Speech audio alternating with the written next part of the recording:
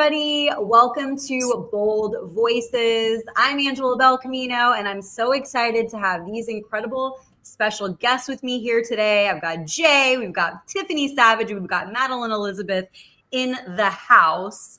What a, incredible lineup here. I'm so excited to hear everyone's thoughts and connect.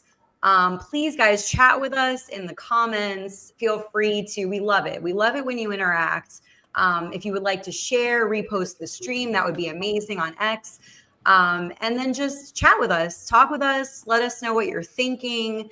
Our topics tonight are, the tragedy of what's happened to Rob Reiner and his wife. And I know and Trump's sort of, thoughts on it, his post on Truth Social. We've got some commentary from different people about it. But basically, I'm just really curious because there's been a lot of different reactions. And so it's just, I'm really curious to see what people are thinking, what people are feeling about everything that's going on. It's horrific what happened to Rob. It breaks my heart. And, being a person that is mental health is, something that I studied and I've worked hard in for many years. It really breaks my heart. And from what I can tell,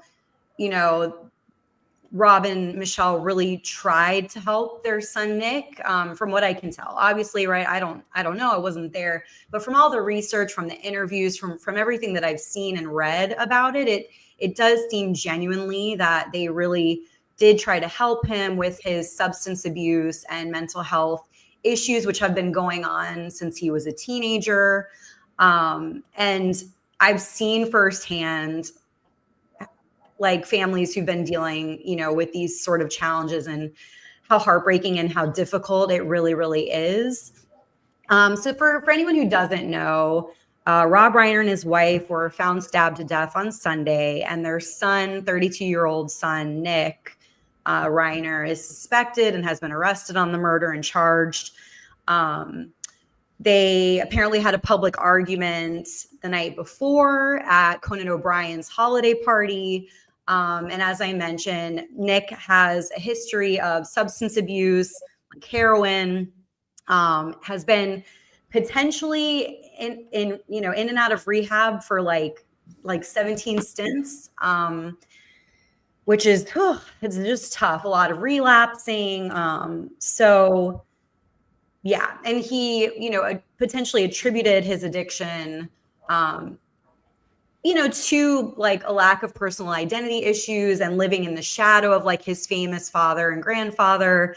There's a lot there, mental health wise, substance abuse wise. And it's seems like it was a really difficult road. So basically, I just I'm checking out these. We got push past paralysis.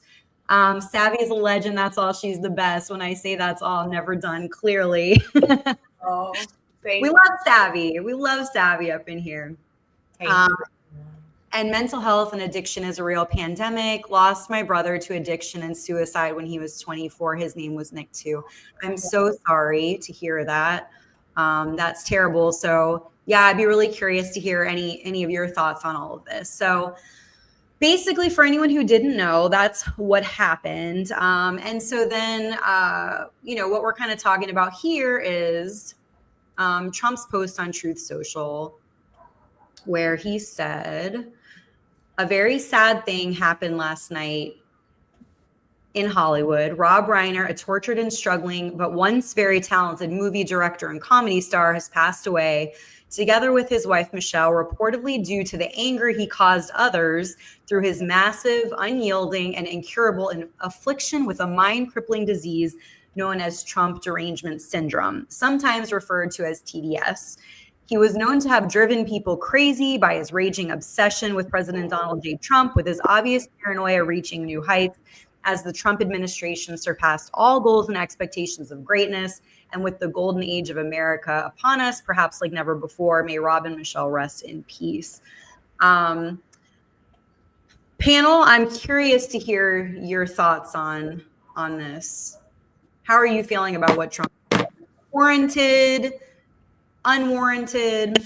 Listen, Okay, Rob Reiner was not the kindest person on X, right? We know that. We've all seen those posts.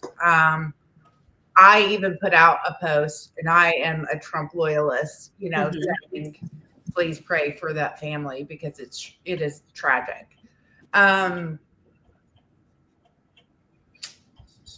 However, when it comes to something like this, especially a mental health issue, we know President Trump is going to put out whatever it is, right? And would I have done that? No.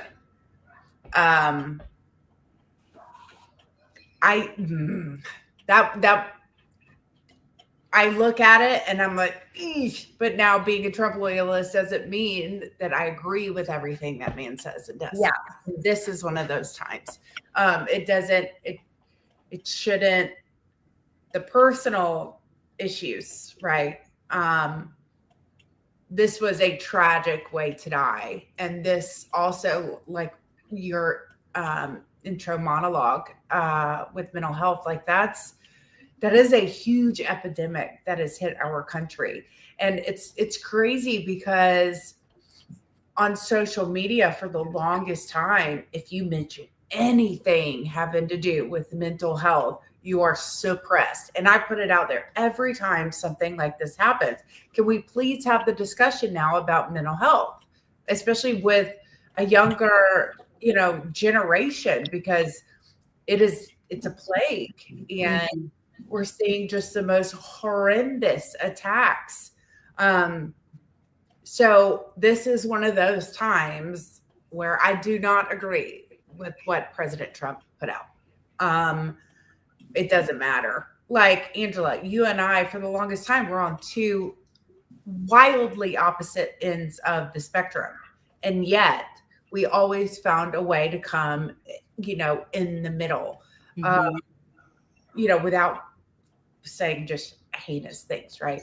I think this is one of those times where I would, if I were him, I would have just said, if you don't have, it's one of those, if you don't have anything nice to say, then don't say it at all.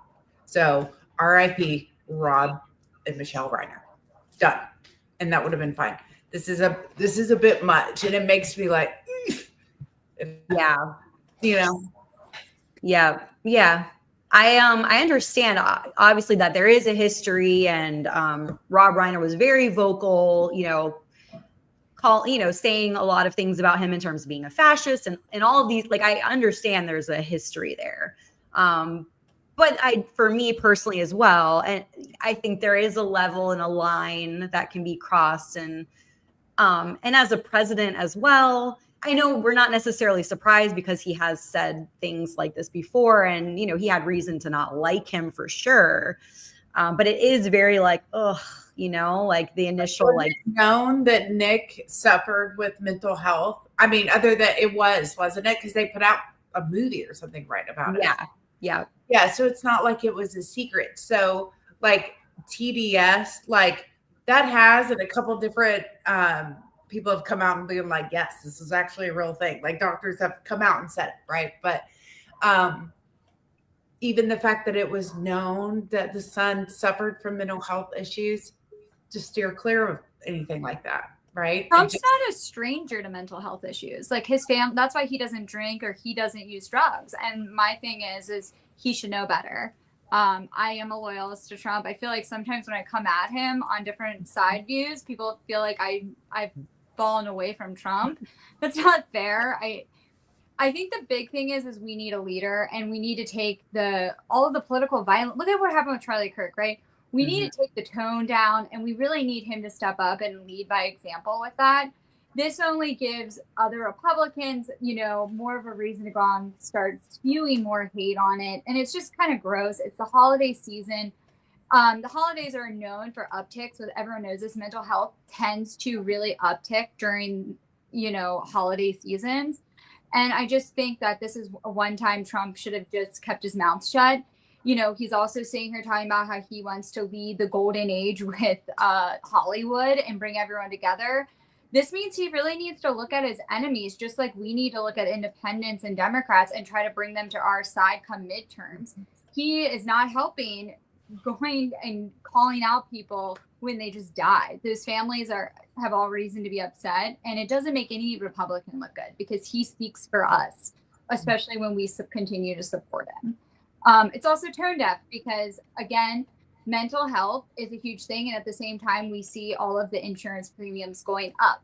And he's talking about the golden age. The average American, again, is not feeling the pricing come down. They're seeing their health insurance go up. And mental health, one of the biggest things is nobody can go get help. It's like $200 just to see a therapist, on top of having your average, insurance bill. Mm-hmm. Yep. I mean, absolutely agree. Like, I couldn't agree more. Yeah, I feel like, it gives the left or people in general more ammunition for sure, right? To say, like, this was like taking the high road. Like, I'm always like, two wrongs don't make a right.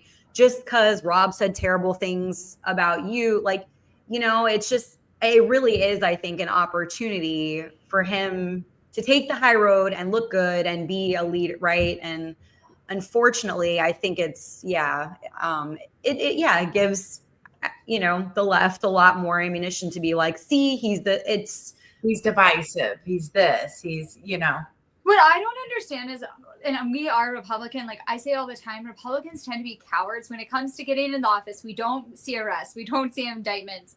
We tend to play the country club. We're better than that. We have to follow the due process, where if Democrats were in office, they don't care. All of us would be in handcuffs. They will pull out everything they can, no stops.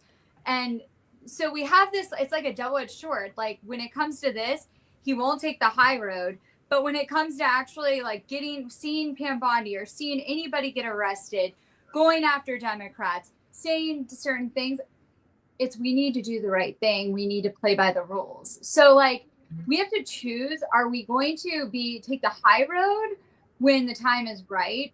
Or are we going to just always go back and forth and teeter-totter? I don't understand it. Yeah. Yeah, it's frustrating. I'm with you. We're gonna lose. We're gonna lose in 2026, and it's because of the Department of Justice. That's really why. If we would actually get some action in the DOJ, Republicans would win like never before. People feel let down, but in terms of like this, I don't. I wouldn't have done this like y'all. I would not have put out that post. It feels very campaigny. He doesn't need to campaign anymore. He needs to get his out of his head where he even at the Charlie Kirk memorial, it sounded very campaigny. He doesn't need to do that anymore. He doesn't need to campaign. This is his last term, right? Unless this happens. But he does not need to campaign anymore. I wish he would stop trying to campaign because he's doing just fine given the circumstances, right? He doesn't have a Senate. He doesn't have a House that really supports a lot of the stuff that he's doing. But the thing is like, Rob Reiner, right? He would be giddy if something had happened to Trump. He would be giddy if this had happened to Trump. Like, he would absolutely be. He would be all over social media. He would be, they would have a celebration like never before. So, I don't think it's fair to say that, Trump did the same thing or to compare that to, because it's not comparable. Was it not nice the way he put it out? Yeah, it's absolutely not nice. Like, but I don't think it's on the same level. I don't think it's fair to compare that to him. I don't think it's fair to compare it to like people celebrating and making Charlie Kirk shirts with blood on it and all that stuff. Like, it's not the same level, right? It was off-putting. It wasn't very kind the way he did it, but the thing is a lot of it was truthful. And he's been on the ropes for years now. They've been coming after him. They would happily throw him in prison regardless of whether he's guilty or not. And they've also, viciously attacked him. So, come after him in court, tried to bury him, tried to ruin his life, right? So I understand some of the angst from President Trump's part because he is getting attacked in ways that we aren't getting attacked, right? His whole life is on the line, and so they would happily throw him in prison forever, regardless of him being guilty of anything, that just because they hate him. Now, with this post though, it fuels more TDS.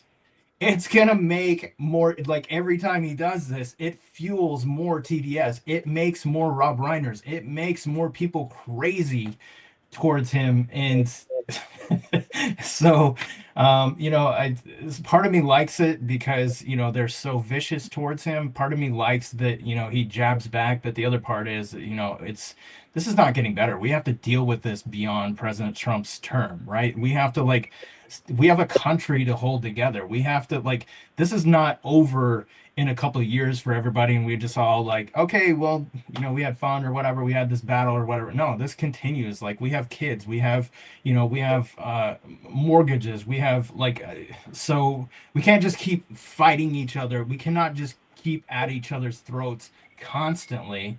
Otherwise, we are going to become like a third world country. Like, something bad is really going to happen, and things are going to fall apart, and it's not going to be the same America that we always had. And so I hope that we don't do that, and and not being evil all the time when we could take the high road. I think is something to consider. This could have been a great time too, just to add, where they could have gone over like all of the drug busts they've had, whether we all believe Venezuela is about drug boats and the drugs. We all know that's probably not what it's about, but he loves to talk about it. So it would be a great time for him to highlight mental health, have some sympathy, empathy with what he knows and feels, and then talk about what they're doing to combat that, and just say, we're praying for the family. That's unfortunate. If you wanted to take a little dig, great. But he didn't even bring any positive of what this administration is doing to tackle mental health. And really, it just seems really tone deaf because, again, it's the holidays. A lot of people have family members that are mentally ill or have issues with drug abuse and substance abuse. And so I just think it was really tone deaf, and we really need to stop and bring down the noise and the rhetoric. Yeah, absolutely. I think regardless, it's not helpful. I do think it's tone deaf. I do think it's childish, especially from the president of the United States. I don't think that, and it's just ultimately not helpful. It is fueling the fires, and like you said, so I hear you, Jay. I think there's, people can do things right and wrong on both sides. I think Rob believed what he was saying. I think, he felt that way. Like, they obviously didn't agree. But for Trump to make this about him, when it's clearly a family tragedy, a family heartbreaking situation, in no way to me does it seem that it has anything to do with Trump and TDS, like that this happened to Rob. So I just think it's just a really bad look. It's really nasty. It hurts me I just, and again, I just think it sets a lot of things back for anyone who is counting on Trump and like you said too, Madeline, it really would be nice to highlight things that he is doing or can do or, well, I mean, it goes beyond Rob Reiner's son, right? Rob Reiner has mental health issues, like them calling Elon Musk a Nazi. Obviously there's some mental health issues there with Rob Reiner too, and so it's I don't know, he's, and you see it with Stephen King and stuff like that too. There's some mental health issues, and Trump doing this is going to only fuel those things, right? You said it gives them ammunition and stuff like that. They're going to, the media is going to take that and run with that, and it's going to create more problems, and they're going to pound this into people's head that Trump is this, Trump is that, or whatever. And Trump is a human being, right? He really is. And him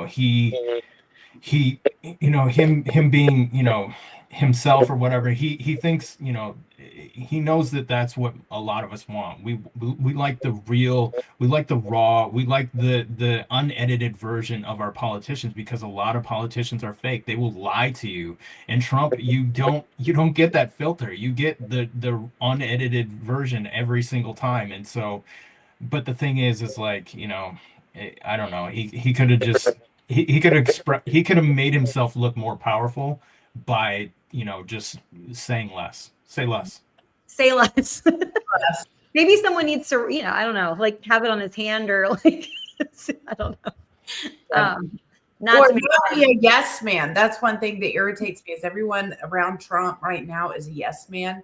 Like if I was his comms director and he's like, write this, I would be like, no.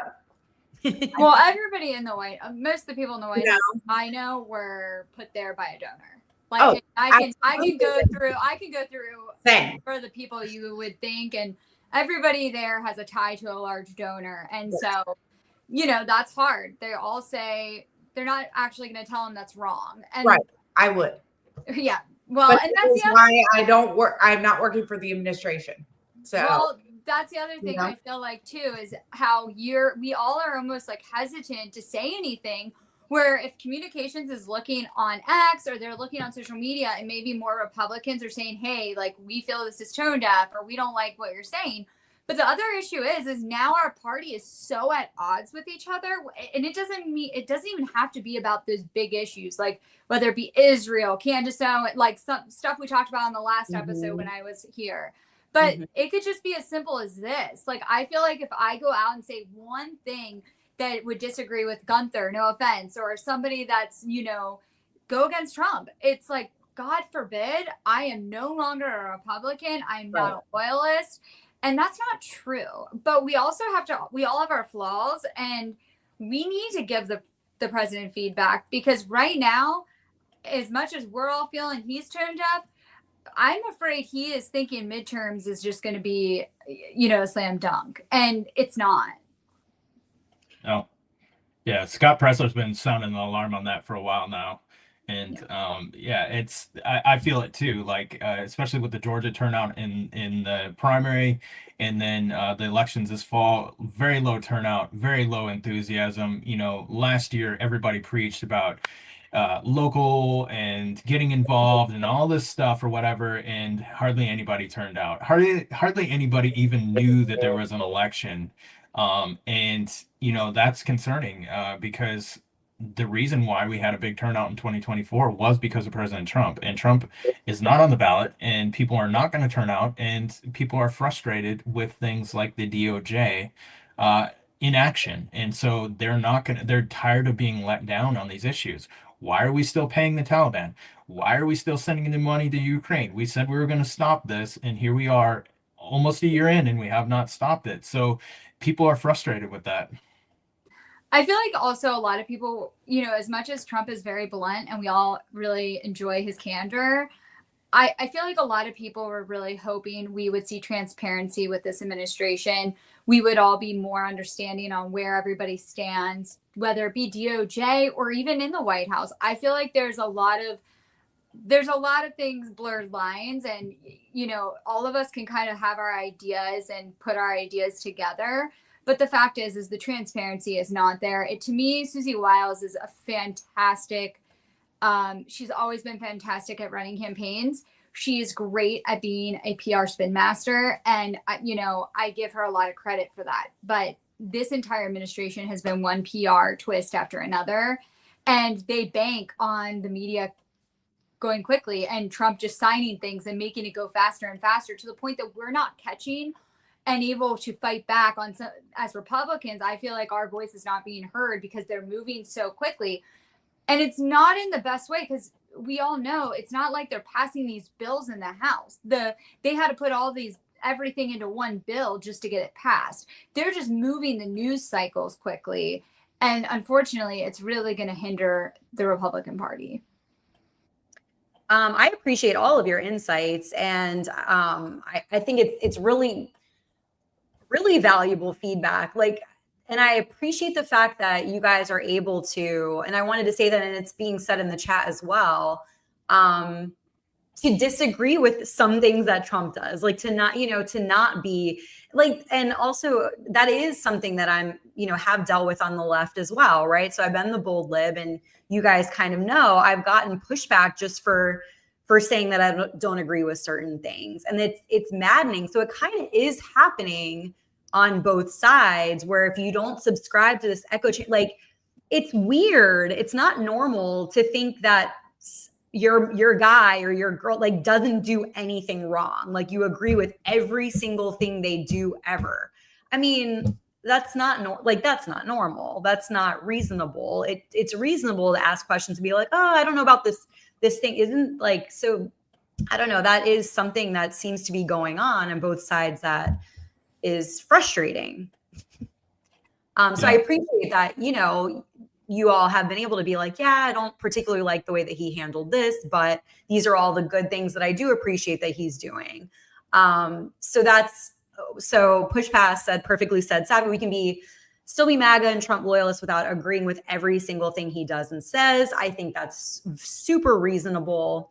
The discussion about mental health needs to be had so badly.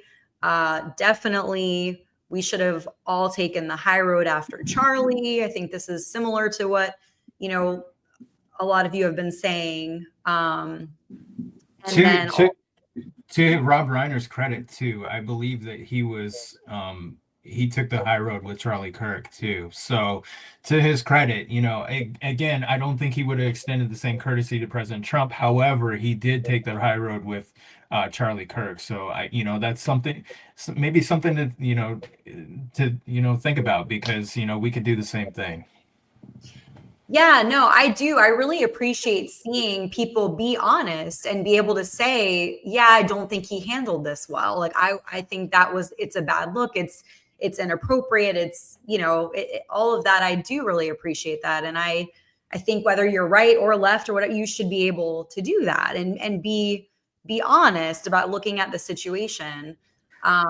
Charlie Kirk wanted discussion, right? That was dialogue. That was his whole thing. And I look at the left and the Democratic Party. One of the great things about Nancy Pelosi and how she got so much done as a House Speaker, they all always voted together, right? But the one thing is there was an echo chamber, so they never pushed back on each other, which that's really how the far left became the far left. Mm-hmm. If you look, we just talked about John Fetterman, I think it was a week or so ago when I was on. You look at John Fetterman, who he's not even saying no, but he's disagreeing with some of the common sense. Every American would probably agree with him as well. And they look at him like, hey, we need to primary him. The one thing I do want to say about Trump while we're at this as well is I don't want the Republican Party to get to that point, because that's how we go way too far right, number one. And number two, when you want to primary people like Massey and you want to go after certain parties people in the party that just speak up, but they stand by their principle, you're going to have a huge issue. Massey plays a great role in the House. He reminds all of the spenders that we have a debt that we have to worry about. So for Trump to want to primary him because he doesn't want to always vote that way, we have to continue having differences in opinion. We have to continue to have dialogue. And as constituents and as voters, we need to not be afraid to follow the bandwagon, or we're going to end up in the same place as the Democratic Party was this last election. Fair warning. I like it. Well, I'm going to go ahead and play. So this is a short response when Trump was asked about his post. Of Republicans have denounced your statement on Truth Social after the murder of Rob Reiner. Do you stand by that post? Well, I wasn't a fan of his at all. He was a deranged person as far as Trump is concerned. He said he knew it was false. In fact, it's the exact opposite, that I was a friend of Russia, controlled by Russia. It was the Russia hoax. He was one of the people behind it. I think he hurt himself in career-wise. He became like a deranged person, Trump derangement syndrome. So I was not a fan of Rob Reiner at all in any way, shape, or form. I thought he was very bad for our country. Yeah. So another opportunity, right, where, I don't know, maybe you're like, oh, okay, I was a little heated, like maybe I could have, but no, we're doubling down. Yeah. So yeah, I guess, the whole thing is, I mean, for me too, is like politicizing a family tragedy, putting politics over empathy. Like for me, I'm always going to be the one that's like humanity over everything and like compassion and empathy. And those things are really important to me. So that's what bothers me about the situation, but. We don't understand what is the backstory between those two. And I am in no way condoning that at all. But I think, at some point you got to put away your swords, right? Mm-hmm. Like this is a tragic event. And the way that they died, like that is a very personal way to die. Okay. If some of the ladies watching the murder mysteries on Monday night, you know what I'm talking about. But it just is, and it's gruesome. So, I mean, again, if you don't have something nice to say, just say RIP. You know what? Or show a little bit of mercy, right? Because you're the president. You won ultimately. Like people can say whatever it is that they want, but you ultimately won. So just be like, all right, cool, move on. Right. And regardless of, them being at odds, right? Nobody deserves to get stabbed to death, right? Just like Irina, like everybody was like floored by that, and it just like it was very brutal. And same like Charlie Kirk too, like a lot of people were affected by that. And so, just we can be gracious and respectful to the family or whatever, because there are people beyond Rob Reiner and his son. There are people beyond Rob Reiner's wife or whatever. There are people on the other, like people that we don't know about and stuff like that, that are going to see this, and that's looming over their head as they're going to the funeral, and they have nothing to do with this. Nothing to do with this. This is just their brother, their cousin, whatever, their uncle that was brutally murdered, and they need time to grieve. So beyond all this stuff, and even social media, a lot of people really liked Rob Reiner or whatever, and a lot of people, even conservatives, liked Rob Reiner, for the actor and stuff like that. And they say that they didn't like him for this, but Sleepless in Seattle. Come on, guys. What's that? I said, who doesn't love Sleepless in Seattle? I know that is actually one of my questions.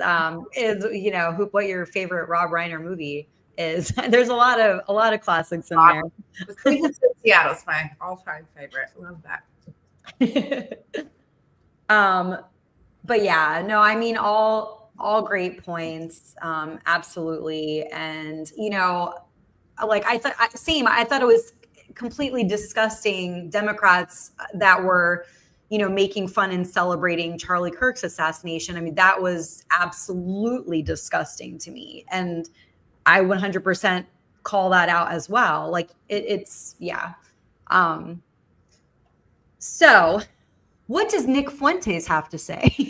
Doesn't everyone want to know? No. I just want to bring all the players into the, God bless you, Angela. all the characters that are, everywhere right now. What do they have to say? Let's see.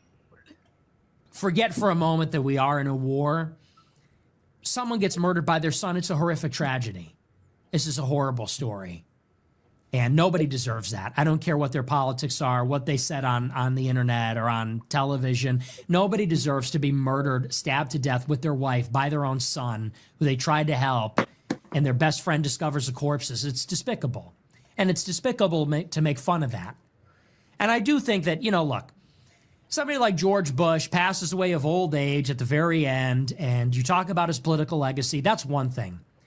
Some guy, some producer, some civilian dies at the hands of his kid. It's such a grisly situation. It is objectively awful to make fun of that. Now, if Trump were actually doing what he promised to do, you could overlook the fact that he's a douchebag. You could overlook the fact that he's vain, that he's a narcissist, that he's tactical but not strategic. You could overlook all these things if he was bringing home the goods. That was kind of the deal in 2016. You said, we don't love everything about Trump, But you know what? We're willing to accommodate. It's an acquired taste, but it's okay because he's doing all these other things. Well, what's actually the pitch now? We get nothing.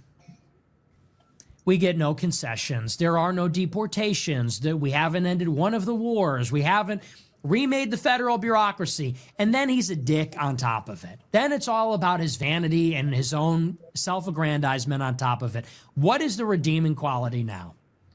It's nothing. It's hollow. It's empty.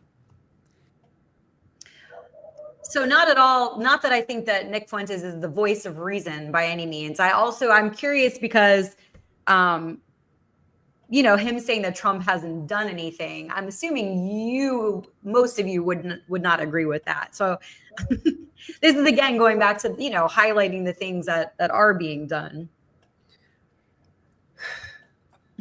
that we are happy with. First of all, I can't stand him. Okay, that video irritated me so much because it almost looked AI because his mouth was weird and his hands looked really long. Whatever.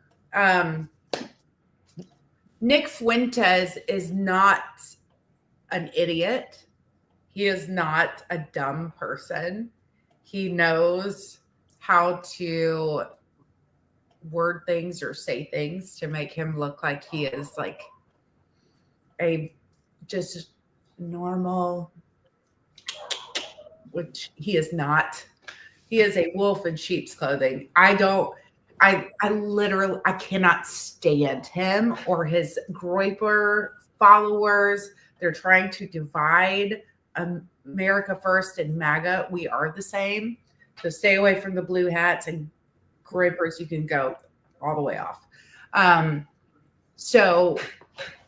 am a free speech absolutist. Let him say what he wants. Let him word it what he wants. But people need to look at, he is also an opportunist. And I am not going to say whether or not I agree with him.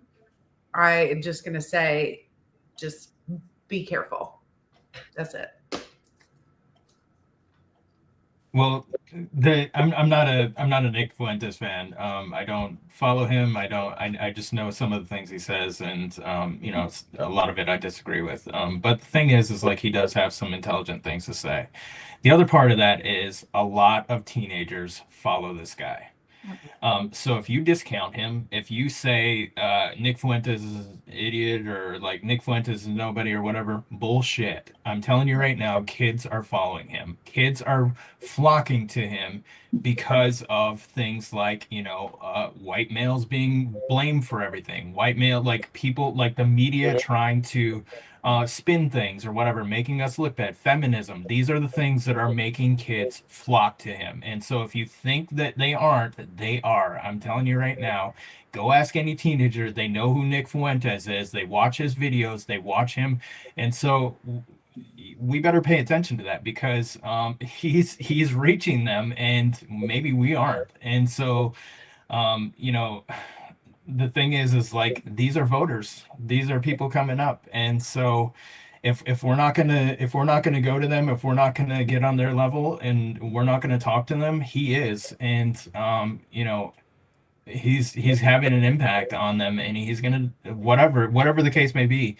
I don't like how people from my era are like, oh, he's an idiot or whatever, they just stay away from him or just block him or whatever. Yeah, well, okay, do that. But the thing is he's growing. He's growing a following and it's getting bigger. And I don't know whether he's a friend or a foe or whatever. He's gaining momentum, and we better pay attention to it. I made that point. I feel like I made that point last week, and I compared Nick Fuentes and Candace Owens, and I felt like one thing I said. Well, we talked about common denominators, and one of the common denominators with Nick Fuentes and Candace Owens is Ben Shapiro, which is a big fight between our party as well. The Israel fight and those who want to say America first. The one thing I'm going to say is, do I agree on everything Nick Fuentes says? No. New York Mag commented and said that he is the replacement of Charlie Kirk, whether we like it or not. And I feel like that's because a lot of people fought back and They don't love, Erica's finally coming out now and talking, which will be a huge help, I feel like, to her and a turning point. But while she was grieving, which she has all reason to grieve and have her time doing that, he really did take a step into the light and start really talking and sharing his story. And it really fed to the narrative. And us talking about transparency just 5 minutes ago, we don't feel like Charlie Kirk's, murder. Not a lot of people feel like that is who killed Charlie Kirk or that he acted alone. There's a huge divide in our party again. And Nick Fuentes is a great example, just as Candace Owens is. And as we said, they have millions of followers. They have thousands of followers. They are Gen Z followers. They're millennials. And they're people who are disappointed in where the world is going. They don't feel that they have a voice or that they're being heard. And unfortunately, if you discredit them and you continue to push people and say, call out Nick Fuentes, well, there's a lot of people who look up to Candace Owens and Nick Fuentes. The average Candace Owens, I looked into this because of last week. I got a lot of hate for things I said about Candace Owens. And as I was saying, Candace Owens, a lot of her followers are middle-aged women and millennials. So, and then there's Gen Z girls who really look up, and they are all following her on Spotify. So you do have to look at that and say, if we cannot lose the women that follow Candace Owens. We cannot lose the Gen Z average white guy, college student that is becoming a young groyper. As much as we don't like to hear that, and as much as we may not agree with it, we have to ask why they are following these people, why they are agreeing. And then if that is the message, we need to look at that message and say, what can we do to meet in the middle and figure out how we can reach those people? Because if not, it is going to hurt us come election time. Yeah, as conservatives, we need to have the mentality that we need every vote we can get. I don't care where they come from. I don't care if it's Angela. I don't care where we need to be grooming new voters to our ideas and bringing them into the fold, not pushing them away. And so regardless, they may have a weird thing or a really horrendous take on some things, but we still need their vote. We absolutely need these people to come out and vote for us. And you can't, I just don't get how people don't see that 2026 is going to be rough. I don't know why people can't see how dire the situation is. I don't know why people can't see how this is going to turn really bad if we lose 2026 and 2028. We're done. We're going to be like the UK, where they're knocking on doors for kids, not even reposting memes, just looking at a meme. And the police are coming to question them for that, and that's scary, and it should scare people, but I don't think they're scared enough, and they're not thinking about winning. So they get hung up on these one little two issues or whatever, and can't see past them, can't see the bigger picture or whatever, because that's the way we need them. We need them to focus on the big picture. We need to win. We also need DC. I mean, we always talk about Democrats used to be really out of touch with reality. A lot of people in DC are. Republicans are starting to look a little out of touch. I will, take credit. I play into the part. I've gone to a lot of the events, as some of, maybe you have too. But we look out of touch with reality for the average voter because, whether you're going to Mar-a-Lago or you're going to some of these big events, there are people who cannot buy Christmas presents, let alone even put food on the table for their kids this season. There are people whose families, again, it's holiday season, mental health uptick. We are looking out of touch. And Democrats, we always called them out, said they're out of touch. They're so far left. Where are we being middle ground? And, Candace Owens and Nick Fuentes, as much as we don't love everything they say, they tend to really pick up that middle ground, the people that don't believe everything they're hearing, and then the people that disagree with what's going on or do not feel heard. Well, a lot of Republicans are just straight up out of touch. They don't get what, they just don't get what we feel, what we're seeing or whatever. For instance, I talked to a congressional candidate on my show recently or whatever, and he's a really nice guy or whatever. For the most part, he's a nice guy. But one of the things that he said to me was Mike Johnson's doing a phenomenal job. Nobody thinks Mike Johnson Nobody. is doing a freaking phenomenal job. Dude, you are out of, like, that's way off. Like, that's not going to resonate with conservatives. And another thing was, I was trying to help a North Georgia candidate last election. He had Brian Kemp all over his page. Bro, do not put that on your page. Like, Brian Kemp, like, no, that doesn't resonate with conservatives at all. And, he got crushed or whatever as a result. I don't know why they're not on social media, why they're not seeing the way that conservatives are feeling, why are they not, they're not getting the pulse of things by staying on Facebook, by using outdated like, this is what I tell conservative candidates: you need to get on social media, you need to get on X, you need to get on TikTok, you need to see what people are saying, because I even you're said really make a Blue Sky account. Don't post anything. I'm not asking people right. to go become a Democrat, but it's really interesting if you've ever been on Blue Sky to see what some of the people are saying.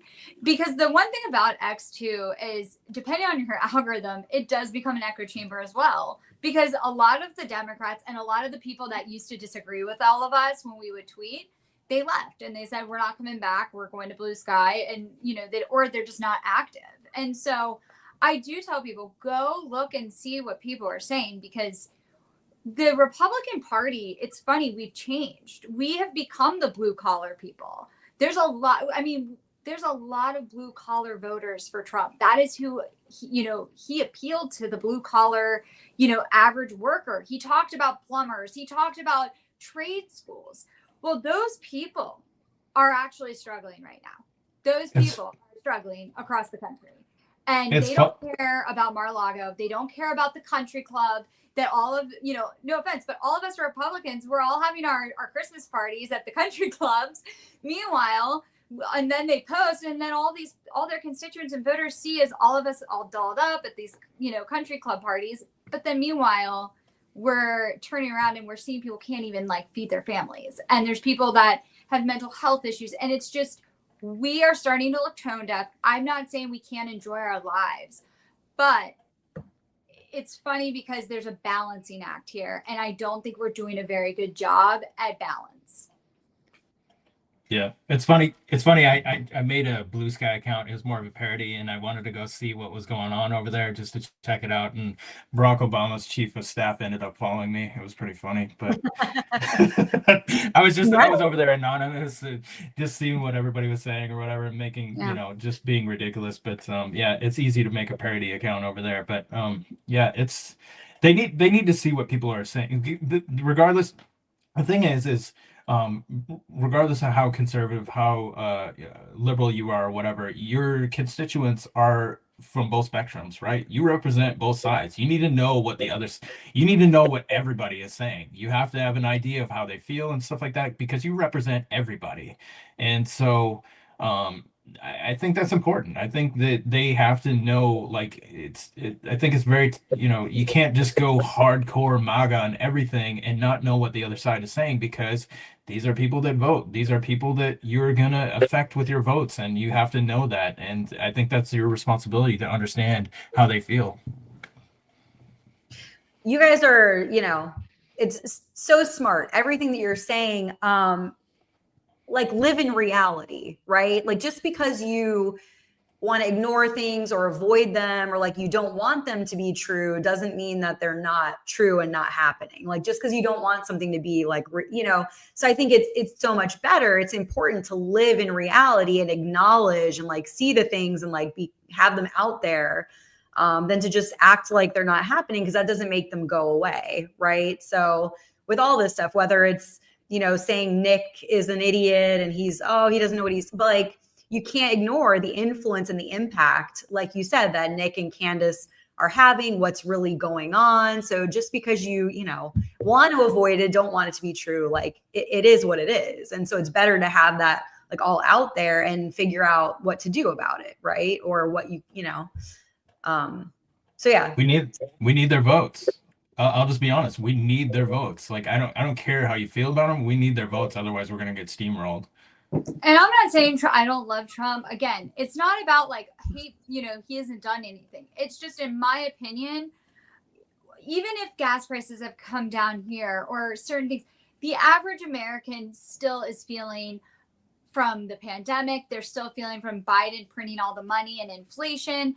We're looking at healthcare and it hasn't been fixed. The average family of four is paying $30,000 a year now for their health insurance. I mean, we have serious issues. And it's, if we are always the ones that say we're going to step up when we get in office, we do not have that long until midterms. And the fun fact is if we do not make a huge leap here soon, come the new year, really, I don't know what we're going to do, because at the end of the day, Trump loses the House, then we're done, because we need the House. And automatically we lose 24 to 26 seats, being the fact that we have the White House. We cannot afford to lose one extra seat based on those numbers. Yeah. Again, with the reality, I mean, I think we all know, right? Like the economy, affordability, all of that is so important right now, top thing for Americans. So to act like that's not the case is not doing anyone any favors. So I think that's, yeah, super important. Savvy with the shout out, as you saw, right? I think Savvy does so much work for her state and the country, and it just makes me sad to see so many influencers who just want clicks getting elevated and opportunities when she really deserves them. That's sweet. Yeah, I definitely see Savvy's passion, and yeah, genuine people, real people, not people who are just in it for themselves and who actually care about the country and aren't in it just to elevate, right, themselves. Yeah, but much like Madeline said earlier, those people are the people that are being elevated by very large donors, or they're a part of a family. Sorry, I'm like dying right now. It's okay. They're a part of families, and it's quid pro quo situation, right? Or they know somebody. And that's just that angers me, because they're just, they're set, right? They know where their next paycheck's coming from, or they're worried about their next campaign job or working for the administration. But, those that are truly concerned about where this country is, I mean, we're just sitting here trying to do our very, very best and keep that positive outlook and encourage people, but it's getting difficult, Yeah. Yeah. I mean, I think about this all the time. Like, how can I motivate? How can I make people see how dire the situation is? I don't know. I try all the time. I try not to battle people online too much. That's one thing that I try not to do. I try and avoid the whole like fighting with people or whatever, because that does no good or whatever. But like I'm really concerned. I'm really concerned for our country and the way we're going. And I see like the extreme left, they're gonna rise to the top. Like people like I believe that AOC is gonna get elected. Like I honestly I think she's gonna unseat Chuck Schumer. Like I believe that's a reality we need to come to grips with. And we're gonna see some of these far left that are gonna, because the kind of the middle of the road Democrats, they're afraid to say anything about it. They're afraid to, like, like Angela said, they're lockstep on a lot of things, and they will not step out of line. They will not go against the one who has the momentum, the one who is popular, the one that's got the money behind them or whatever. And so we're going to see this far left rise here in 2026 and 2028 if we don't get involved. If we don't, like, Scott Pressler has been raising the the alarm or whatever. Like, he's been saying, we need to get on board with we don't agree with mail-in voting, but the thing is we still have mail-in voting. So if you completely discount this thing, you're going to demotivate a lot of people from voting altogether, and we're going to miss an opportunity to get these ballots in there. If it's not gone, then we need to take advantage of it. If it's not going away, which it's not, then we need to take advantage of it, because we're going to look like idiots if we don't. I just want to say this too. When it comes to running these elections, there's certain things that play a huge factor. And the one thing that would help in the future is if we can get term limits in the House. Because again, we lose so much. Once they've been in there for 4 or 6 years, They can go run for Senate. They can go run for something else. But after 6 years, we lose them. They all kind of tend to move to Maryland. They all tend to move their families after 6 years. That's when we see the insider trading pick up. I mean, we need term limits in the House. It's just a fact. And then there's this other part of me that also thinks, well, how do we get Republicans to come together and realize that we need to possibly start going to actual small businesses and companies again and asking, what is it that you need from us to get your vote? I mentioned this last time and I don't want to throw it out there again, but we look at PACs like APAC, and I'm just using that because it donates so heavily to both sides of the aisle. However, it's a huge influence, and it basically lets all of our House members, Senate, anybody in DC, they don't have to turn to the voter and to the constituents and to the companies in their state or that they represent, because they just have to take in money from the PAC. And that's a huge problem. If you look at governor races, they're a lot harder to win than a lot of these House races and national races that we have a U.S. House members, they have no problem winning. But governor races are harder because they actually have to turn to the people and they have to make a deal. Trump talks about the art of the deal. There's no art of the deal anymore in politics, because as long as they follow lockstep what the PACs want or what the industrial complex wants, they're good. And I'll tell you, if I saw the uniparty perfectly when I looked at Chuck Schumer lighting the menorah with Mike Johnson a couple of days ago. It all comes full circle. And this isn't a Jewish Israel thing, but you see, everyone thinks that they all hate each other and they don't talk. That's bullshit. Mm-hmm. Like, I'm in DC all the time. Everyone talks. They're not as big of haters on both sides, sure, but they all go to the same restaurants. They all get drinks together. They all talk. They all make deals in the back rooms with each other, depending on who's paying them each month. Mm-hmm. It's crazy. And we need to start saying it more for the people who, like us, who do understand it, because the average American, they don't. They're just trying to survive. Yeah. I don't like talking about term limits because the vote is with Congress, right? Term limits vote is with Congress. They are never going to vote for term limits, ever. So unless you put that on a national vote, or some other executive order, something outside of that, they're never going to vote themselves out of office. It's never going to happen. They're dying in office. They literally are. But that's are 90. The problem. Let the House go too far. Like, it's gone too far. They're falling asleep in the House. Insider trading's they make $100,000 and they're leaving the House with millions and millions of dollars. These are the hundreds of millions of dollars. They dictate everything for us. So yeah, I think that somehow, we need to figure out, how can we get term limits in the House, or how can we start to place some, actual policy on our House? Because if not, if we lose the House, you guys are going to see you're going to really regret not looking into how we can get term limits. Yeah, no, I agree. I want term limits, absolutely, and I think 95% of Americans would agree with that too. They want it, but the thing is we don't get to vote on it. We don't. They run on saying they run on protecting veterans. They run on term limits. They run on cutting the pork. They run on all these things, and then they get into office, and what do? Throw that away, and there's nothing we can do about it. There's literally nothing. They say, well, get involved or vote them out or primary them and all this stuff or whatever, and by then it's too late. I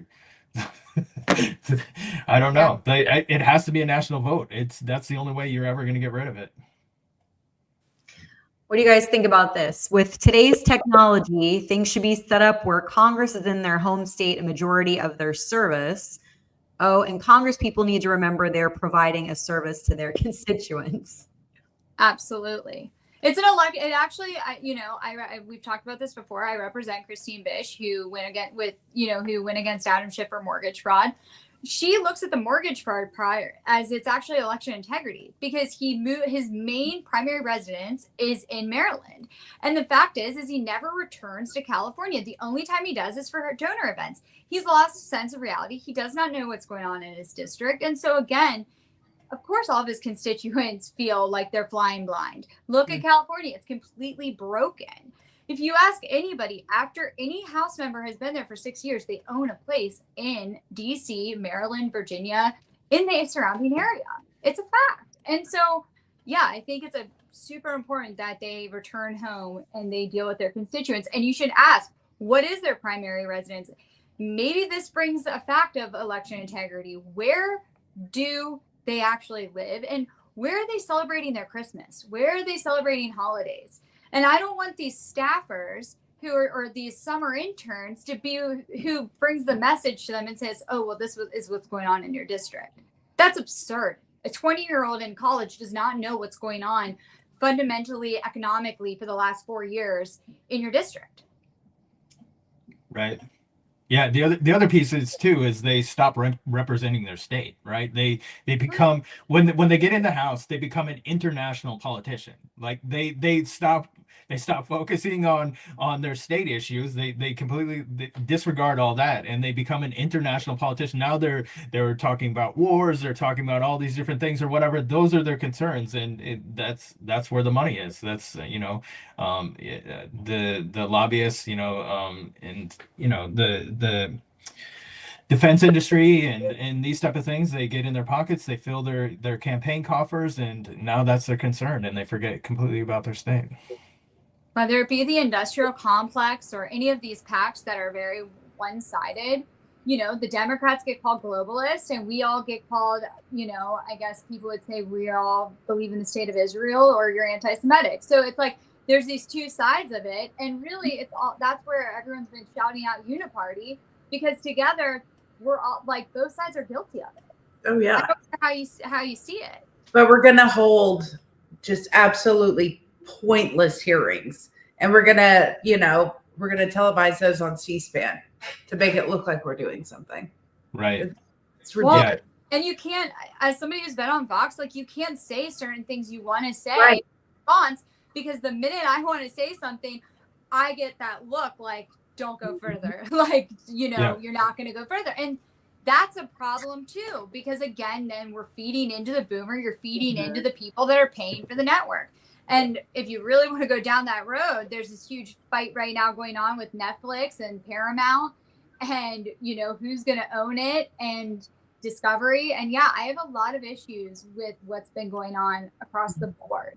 And Republicans are becoming just as guilty of having a narrative and building one narrative up as the Democrats have been, and what we've been shouting out for years. Yeah. Well, I really appreciate you all raising awareness about these issues. I think it's really important, and hopefully a lot of people are listening in and getting this, because people might not know or realize. So, yeah. Anyways, I appreciate that.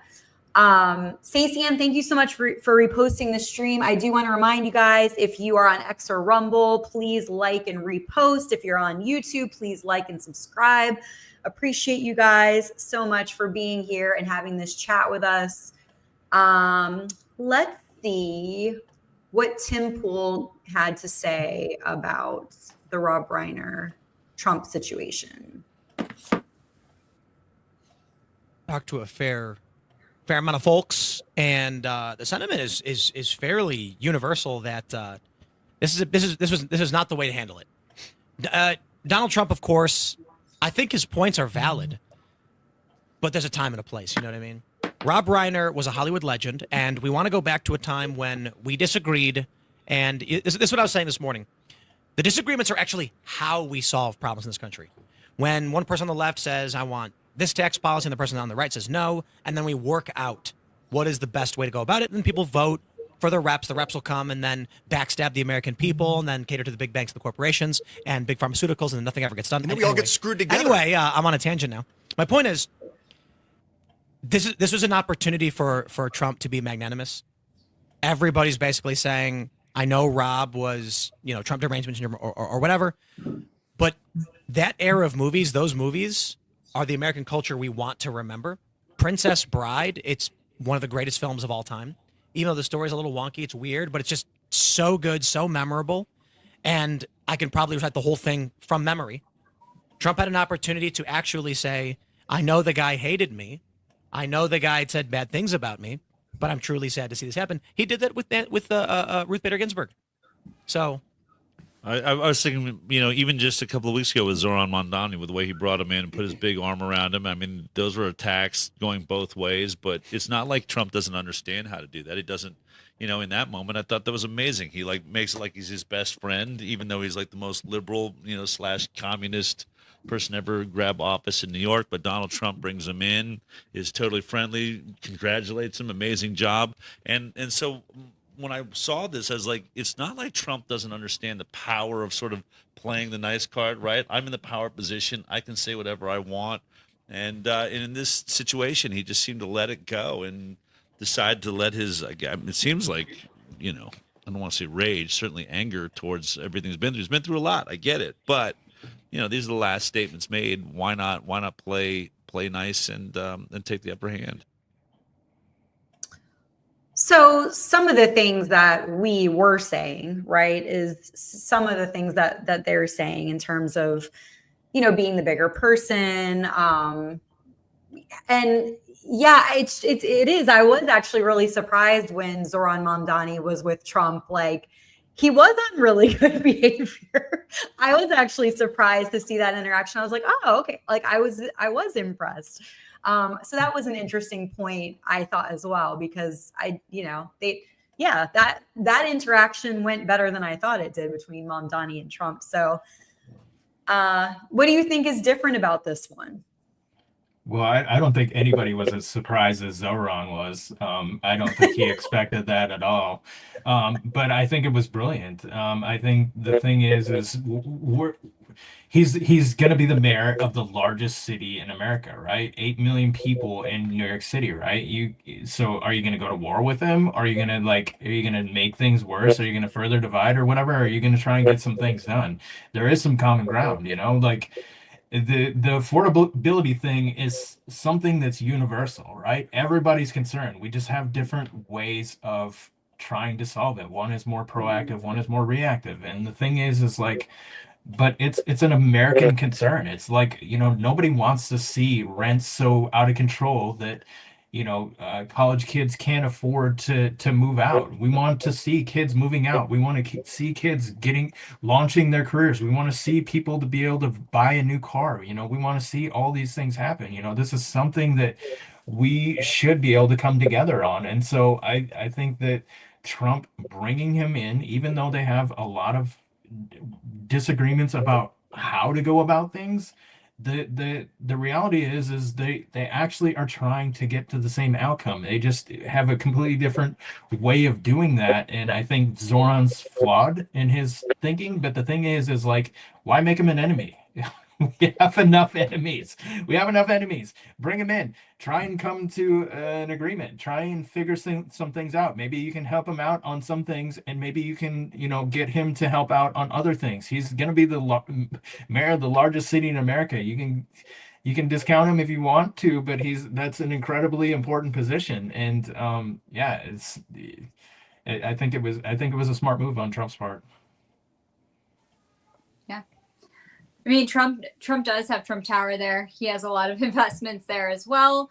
And then when you also think about, they said a lot of women voted for Mamdani, actually. So, and I believe Trump is aware socialism is on the rise. There's a lot of things that are contributing to people like AOC, Mamdani winning. We're seeing digital ID, whether we like it or not. Trump's a huge advocate for crypto and the blockchain.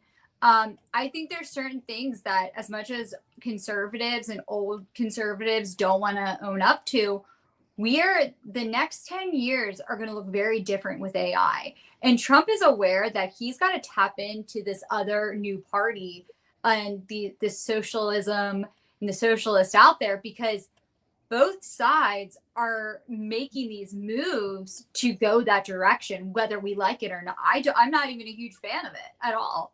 But both sides are actually tapping into it in different ways if you look at it.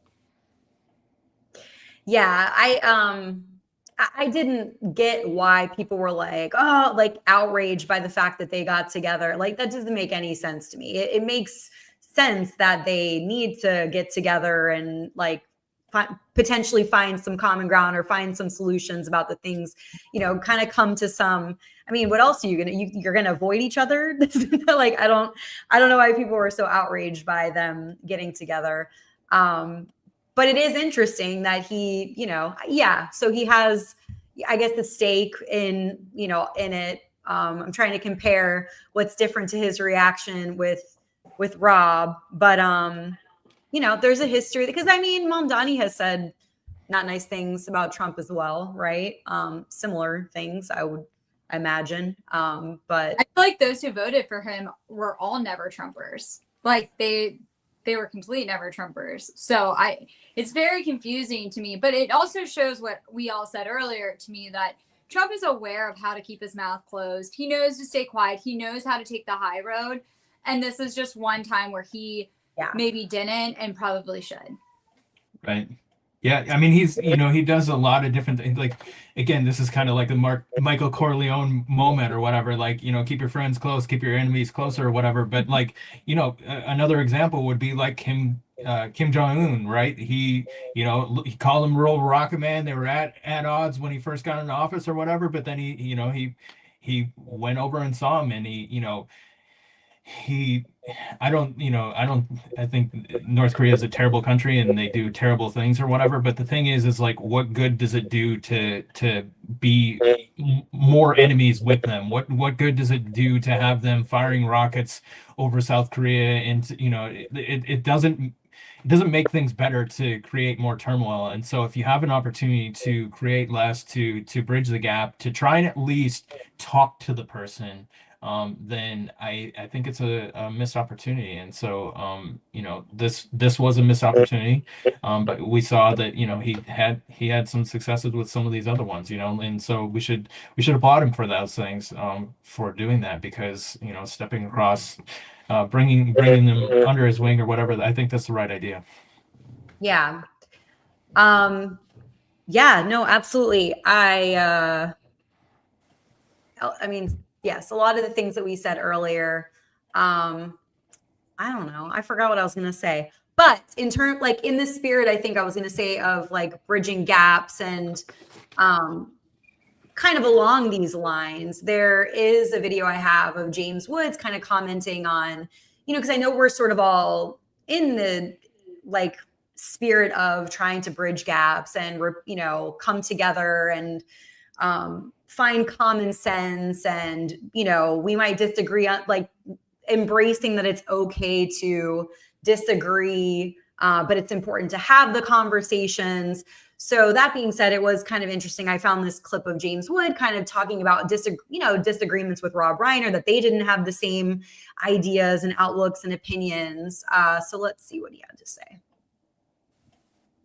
People would say to me, well, what do you think of his politics? I would say, I think Rob Reiner is a great patriot.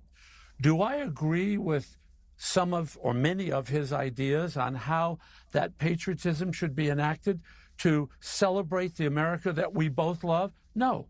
But he doesn't agree with me either, but he also respects my patriotism. We had a different path to the same destination, which was a country we both loved. And when people would say terrible things to me on social media about him, I said, you got it all wrong. And yes, I can see how you can disagree with him, but because you disagree with people doesn't mean that you have to hate people. And what Rob and I could do, Rob and I could sit in a room. I could sit in a room with Sean Penn, by the way. I could sit in a room with a lot of my liberal friends and say, look, I think you're wrong about this, this, and this. And they could say the same to me, and we would find a way to work it out. That was so reminding me of something that you said, Jay, about, basically kind of having the same goal and wanting some of the same things, but having a different path or approach of getting there, like different ideas about how we get there.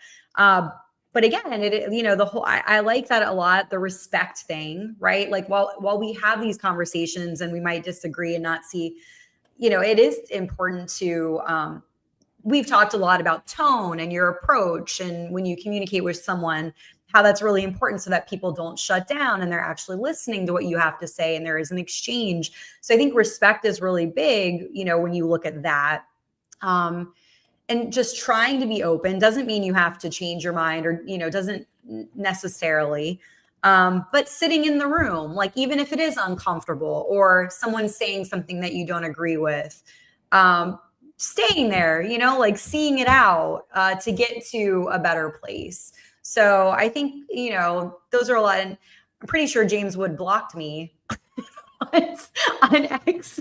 So it's funny that I'm showing a clip and being like, yeah, I agree with James Wood, because I'm pretty sure that he blocked me on X at some point, probably several years ago. But yeah, just sitting in the room, if it's discomfort, if you're not agreeing, like, to, trying to get to that goal of what's important to you, what you're passionate about. Yeah. It's funny because I had this conversation with, so I met a guy in the gym, and he also served in the army or whatever, and we knew some of the same people. And the thing was, we were talking about a friend of ours that we had in common, and I said to him, I was like, yeah, because that friend is hardcore liberal. And he's kind of an anomaly in terms of like veteran community. Veterans are mostly conservative. And so, he's kind of stands out or whatever. But the thing is like, he's a really nice guy.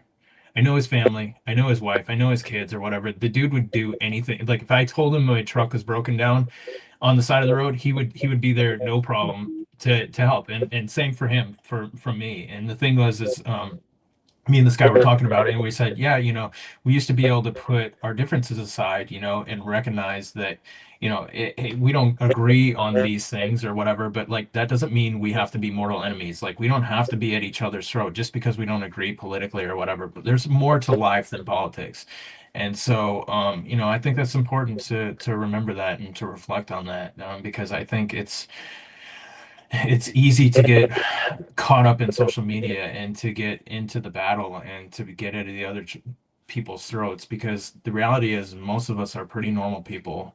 The reality is most of us have lives, we have jobs, we have mortgages and stuff like that. We're kind of doing the same thing in life. We just disagree about a few things, and so we have a lot more in common than we realize. Yeah. Jinx.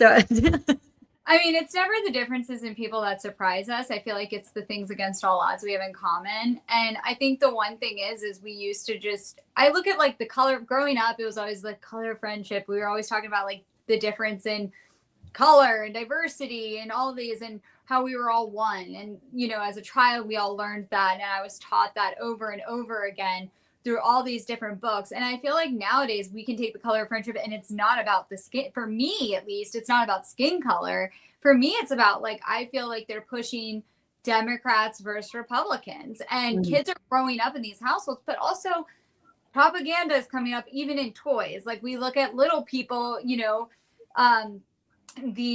drag race person has like Fisher Price little people now. I was walking down an aisle and I saw RuPaul Drag Race has little 4-year-olds play, 3-year-olds play with little people, and I was like, that's wild. So it's like, who's your target market? They are, toys are now tapping into that. Everybody's tapping into it. We look, every show throws in a random kid or a random family member that's like doesn't fit in, and you're just like, why? And I have proof of that because I have the mandates from Hollywood. I live in LA, and I've seen the mandates. So basically who they're saying would be good for this role. And it's really crazy. The last 8 years to 12 years, if you look at the mandates, they're not what you would think they are. And it's exactly what you would think actually they are. And it makes sense. And so, yeah, I think we need to find a common ground, and we need to remember we're all American.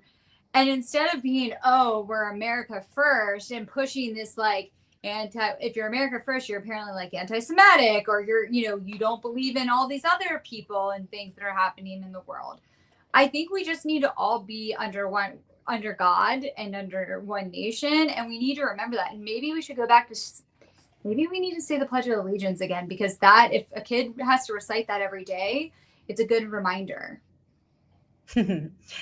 I feel a lot lately that the focus is so much on the things we disagree about.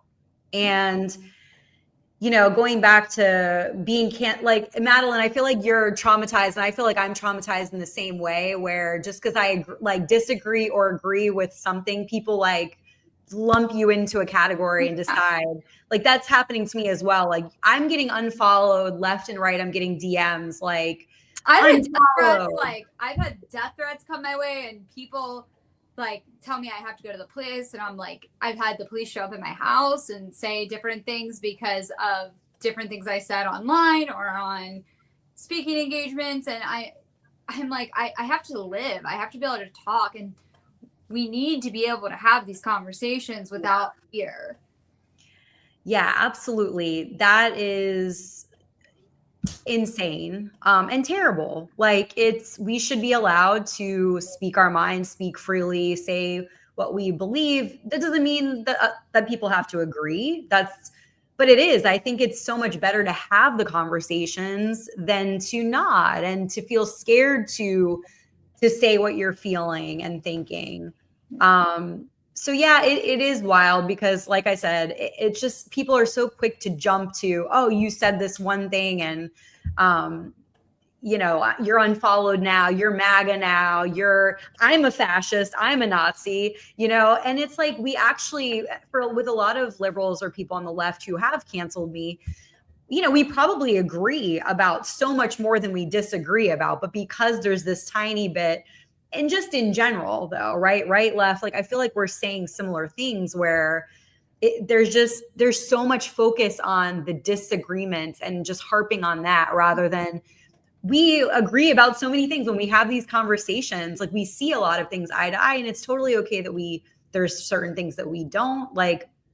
I just hope that more people can kind of get that through their heads. It goes back to that fear though, because like Democrats, for example, a lot of people who will go back to like if you want to talk about like trannies and Brown and what's going on there, a lot of people have come out and said that they've had the ones that have had the sex changes or been on hormones, they said they regret it deeply.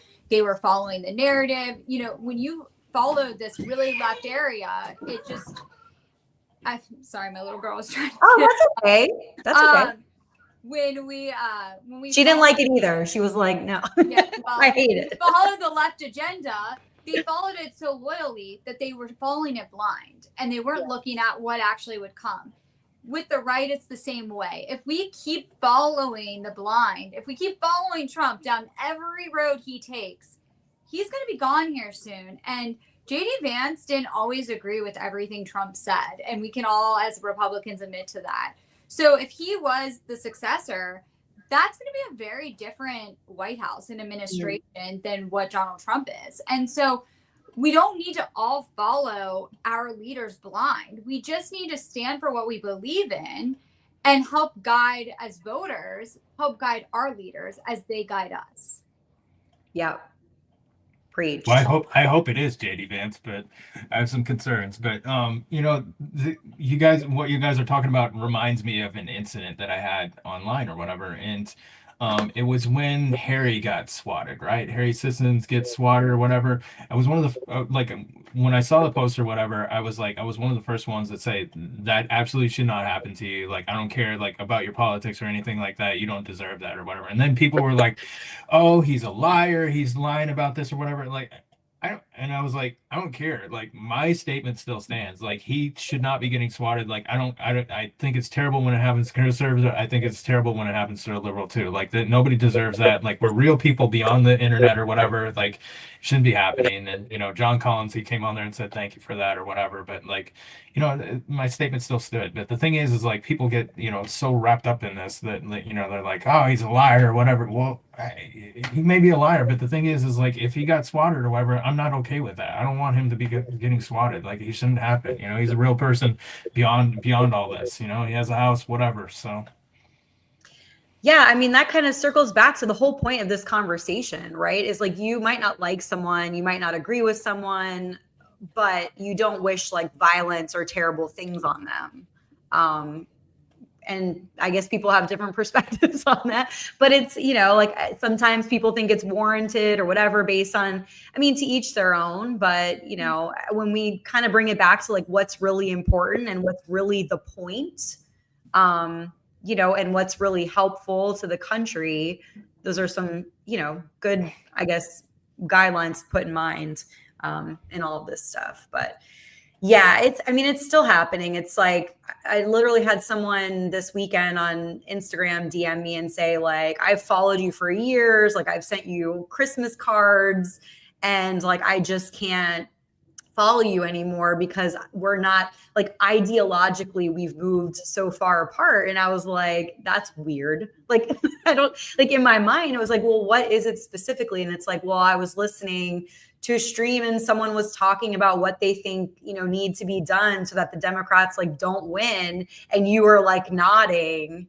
And it's like, well, I'm listening to, like, just because I'm like listening to someone else's perspective doesn't necessarily mean that I agree with them, right? Like, we're welcoming, like, I think it's important to be representative and hear what everyone has to say. And, like, I want to be able to think for myself, like this whole like idea of group think and just blindly following, like you were talking about, is just not what I want to be like. So yeah. I look at like children, right? Like, where if I said to my daughter, who's just like at the door, like, you can't be friends with that little girl, or you can't be friends with them because their mom and dad vote Democrat. Like, they'd be like, why? That I like them. They're nice. They play with me. I always say, like, what would your children think? Like, because when we drop them off at school, they have friends, and we would hope that they all play because they get along, because they have books, because they're learning the same thing and together. And the sad thing is have you ever had a child like humble you? I feel like children really can humble you. And so the one thing I always say is, if you're that quick to judge, or you're that quick to just shut out the other conversation or go down one road, really ask yourself, like, if you have a child or if there are children, would you really want to lead them down that road? And would you really say they can't go over to that side of the fence? Like Red Rover, like, it's, go back history, like years ago. And that's where I always say, like, history continues to teach us a lot. And until we recognize the past, we'll never understand our future. And we are seeing history play out all over again. And I hate to say it, but there's different parts of all of these fights are coming back. And we just really need to open our eyes and our hearts to our children and to our families and to our friends and to our communities. And we need to just start following what actually matters, and not all the bullshit that we're hearing across the aisle. Mm-hmm. Yeah, we need the BS detectors like on full blast, which I feel like we've been talking a lot about, right? I think this is really a call for like transparency, and we're having such a hard time trusting people, politicians, leaders, whatever, like what we're being told, whatever it is. Like, it does feel like, yeah, people are like over the BS, and it's like, let's call it out. And I think that that's a really good thing. I hope that we keep doing that.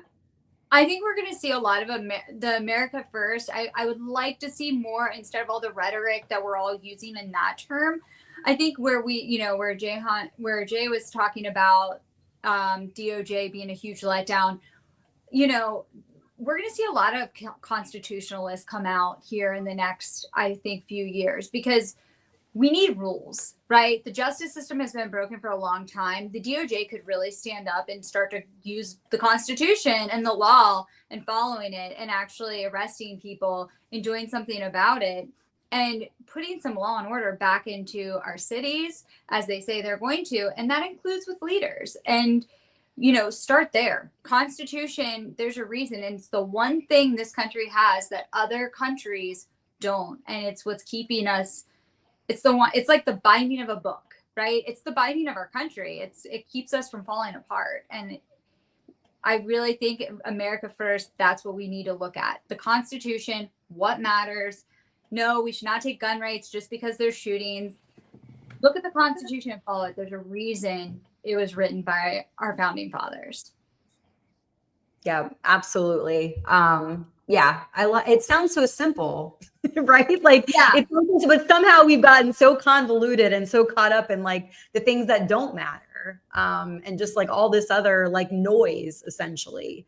But that's really what America First represents. I feel like if you look back, a lot of the fight that America First people have.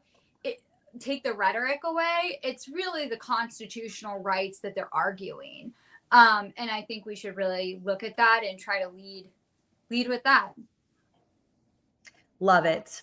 Okay, so the last video clip I have is an interview. So it's Rob Reiner and his son, Nick Reiner, talking about, I don't know if you guys knew this, but back around 2015, I had mentioned Madeline before I talked, whatever, before you came in, kind of the long history that their son, Nick, had with substance abuse issues and mental health issues since his teenage years, a pretty tumultuous journey that I'm sure was extremely hard on everyone in the family. Like I said, kind of reminds me of clients and their families that I worked with. It's a lot. So he did 17-ish stints in rehab. I mean, they did seem like they were genuinely trying to help him. They seemed like they care. I mean, again, I don't know. I wasn't there, but from everything that I researched, read, saw, it seemed like they were very involved in helping him. I think he struggled with heroin and some other drugs as well, but began in his teenage years. They did a film together that was semi-autobiographical called Being Charlie in 2015. And Rob they co-wrote it together. Nick co-wrote it, and Rob directed it. And he kind of talked about his kind of living in the shadow of his famous father and grandfather. I haven't seen the movie, but I actually am curious to see it now. It's not fully based on him, but a little bit about his story. But it does seem like he had a lot of relapses over the years, and just a really ongoing battle and struggle. And so this is an interview of them talking around the time that the movie came out. Did get into fights over things, but ultimately it forced us to make the film better. I mean, we get into issues, and I would see, he would. The whole process for me, I can just speak for myself. It did make me understand him a lot more, and I think it made me a better father. Hopefully, it did. I don't know, but I think that, and you'll see it in the film. What happens is, your kid. If your kid is going through rough times, the parent your main job is to keep your child safe. So I would do anything. I felt at a loss. So I would do anything that, as we say in the film, anybody with a desk and a diploma, I would listen to them. And the whole idea of tough love, and you have. So yeah, it just, I kind of wanted to, this for me is a mental health shift, in talking sort of about that, how much of an issue it is, which we were mentioning earlier. It breaks my heart. I have this story. It really reminded me of this woman who actually wasn't even my client, but in the last 2 years that I was in New York, I was working in an alternative to incarceration program, working with young people who were criminally legally involved, had criminal charges, and they had a chance to come to the program instead of jail time.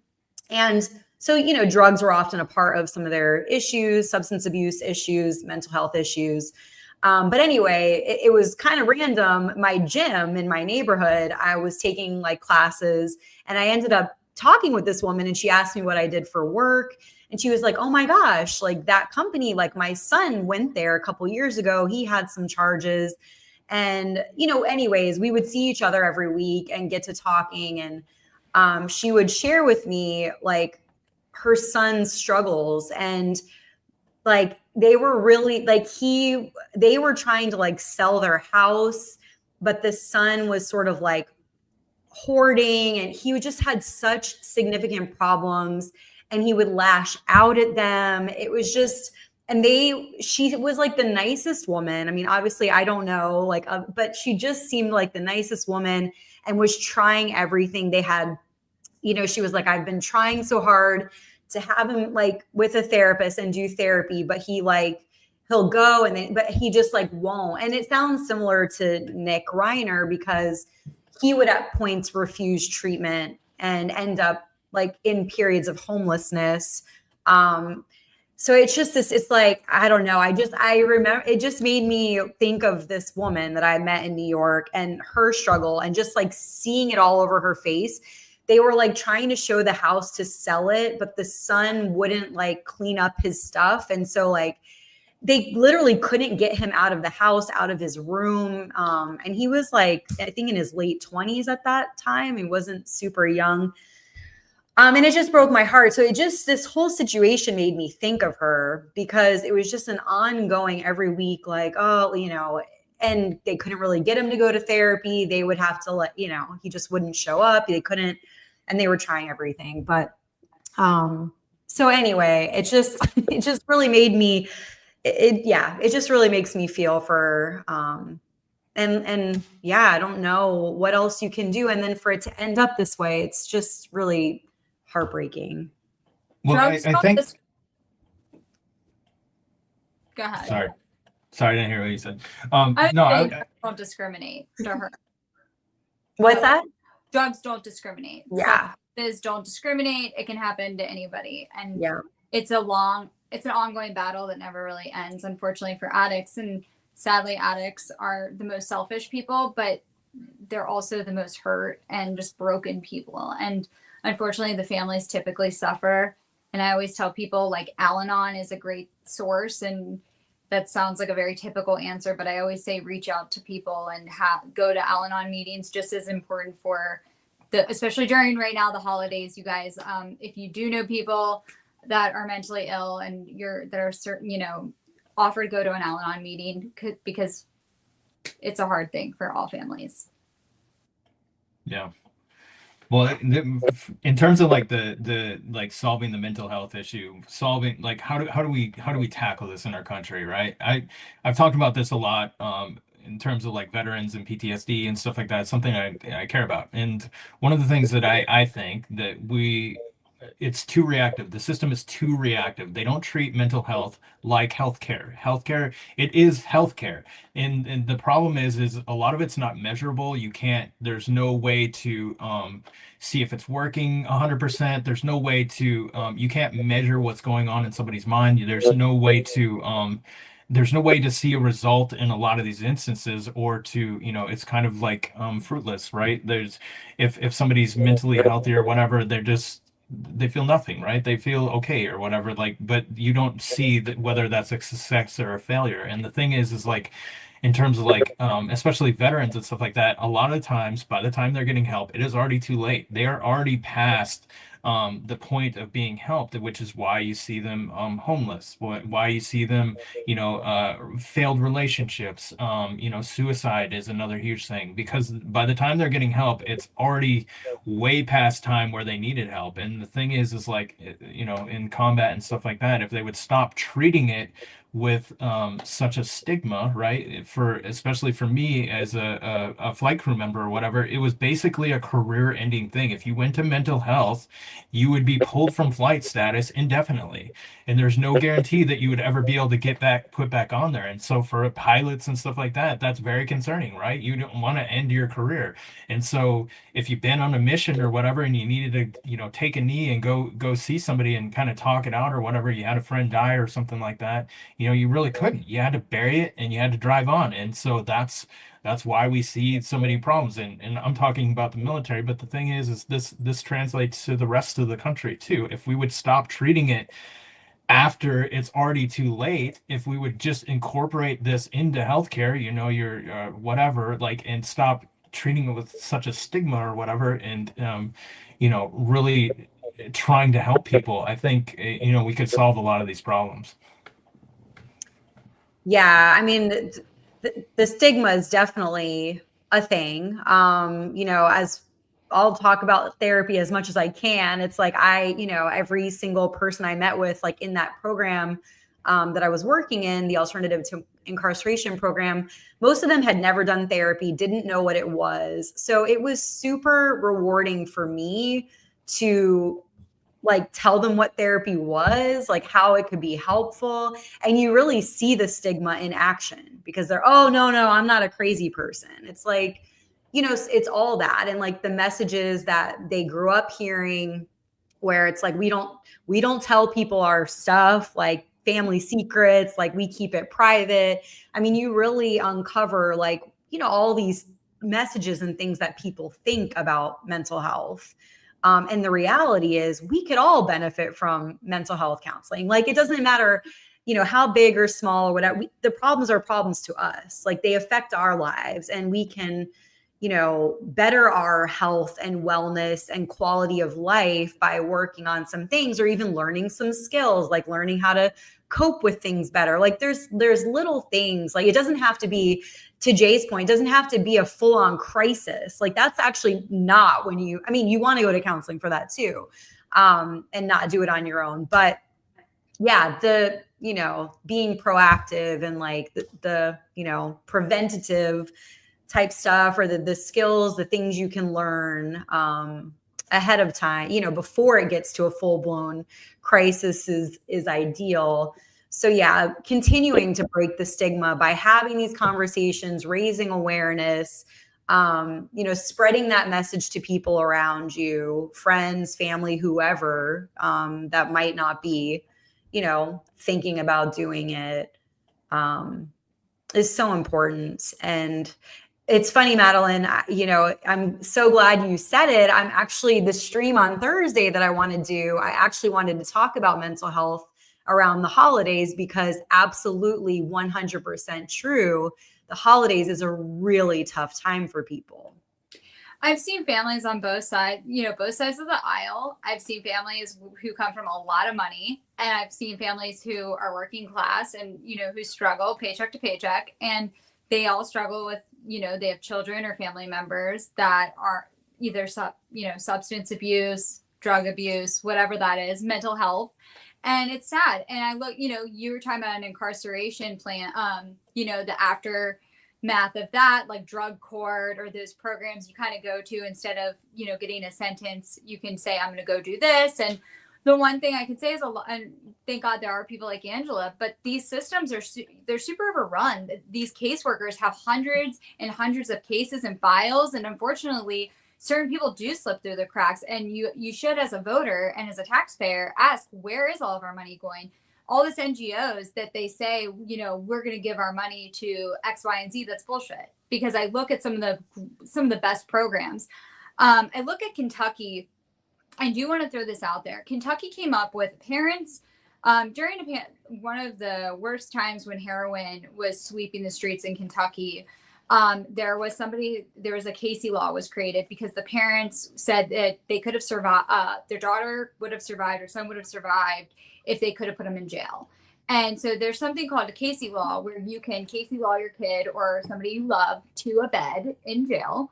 And one thing I do believe that sometimes incarceration, when you go to a rehab, they give you a lot of Wellbutrin, trazodone, things like that help offset the symptoms. When a lot of people go to jail, they end up having a cold turkey and they're miserable. And it really makes them think twice before they put another substance in their body. I'm not saying they don't relapse, but they really struggle. Where if you go to a rehab, which a lot of these, if you look at Rob, probably talking about the son that Rob, what's his last name? I'm sorry. Oh, Reiner. Yeah.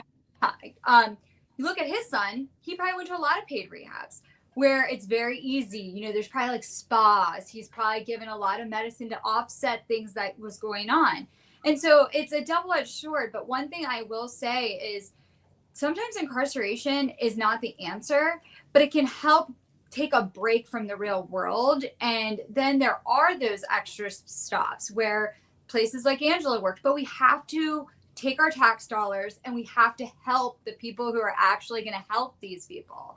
Because I know for a fact the files they're tipping over their desks. And of course people, and then moms are like, well, I put, you sentence my son or daughter to drug court or whatever that is, and you just let them fall, in between the cracks. Well, yeah, you're right. Because for every caseworker, there's about 100 patients that they're seeing. And unfortunately, people like Gavin Newsom don't care. And that's how all these people end up on the street. So there are things we can do. There are laws that can be in place. There's all different scenarios we can all look at. But unfortunately, we've kind of given up on hope. And the pharmaceutical companies just continue to push out new ideas.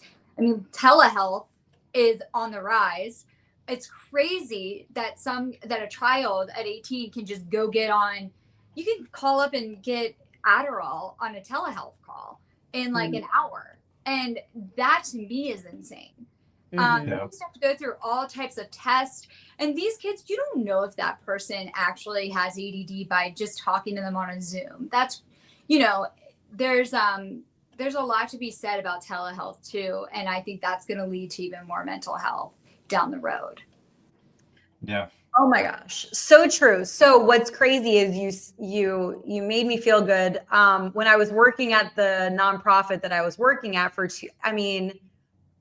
I was on a team of 6 people in Brooklyn. I was the only therapist to like almost 200 young people. So it was insane. We were so burnt out. The only reason that we maintained is because we cared. Like, we cared so much. We were underpaid, unappreciated, but we had a great team of the 6 of us, and we really cared about the kids. But I was so burnt out. So yeah, absolutely. I really appreciate that and think it's so true and so important in general. To both of your points about the money, like just looking at reform in terms of mental health. People can't afford it. Madeline, you mentioned that earlier. It's expensive for therapy. Rehab's expensive. Being able to have coverage for, yes, it is absolutely, health. And so looking at all of that is, it's affecting so many of us. And it goes back to money across to other countries, because other countries, they have free healthcare, right? Mm-hmm. You want to be socialism. All these people want to talk about Mandami and all these different people. One thing I will say is we can just slow walk that part, and we can just stop giving countries money where their children go to college for free and they have free healthcare. Why are we paying? Them?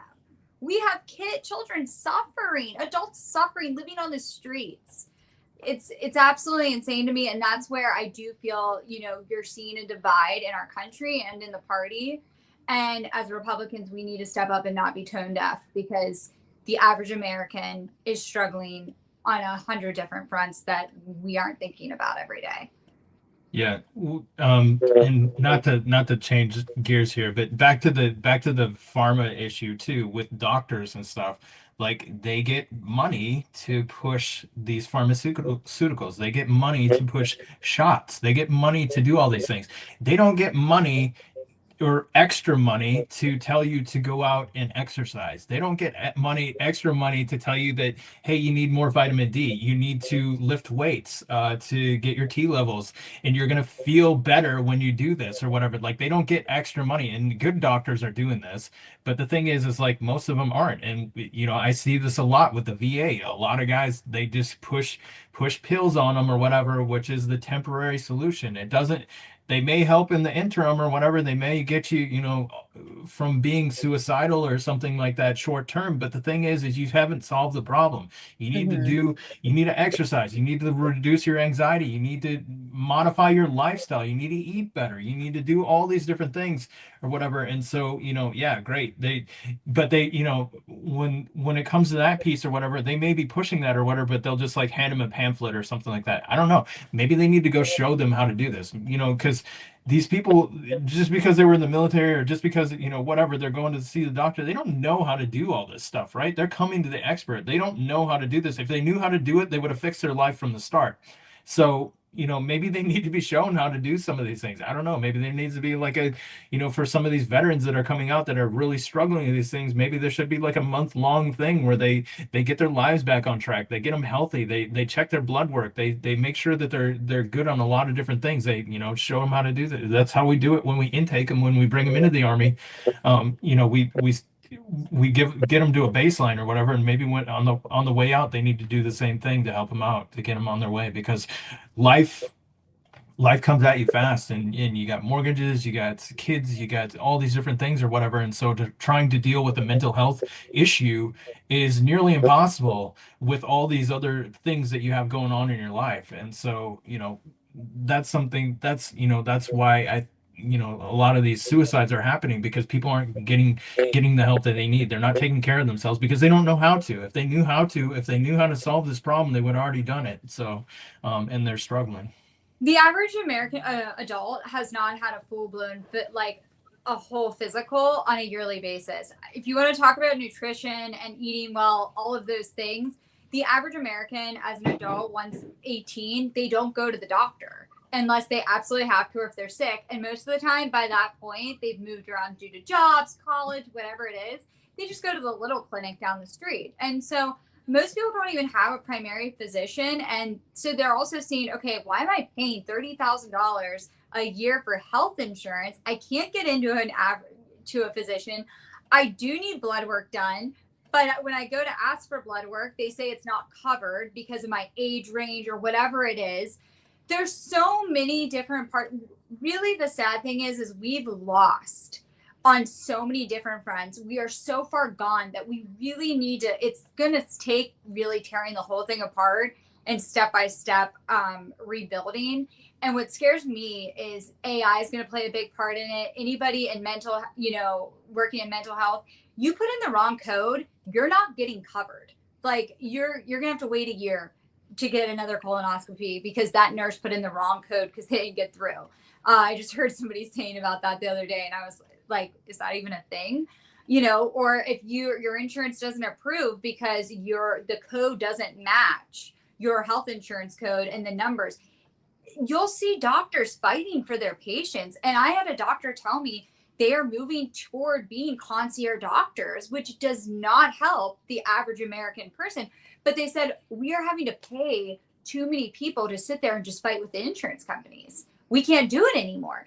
They would rather say, okay, screw your insurance, pay $250 a month or pay this annual fee a year and come to my doctor's office. I'll give you blood work. We'll do all of it for you.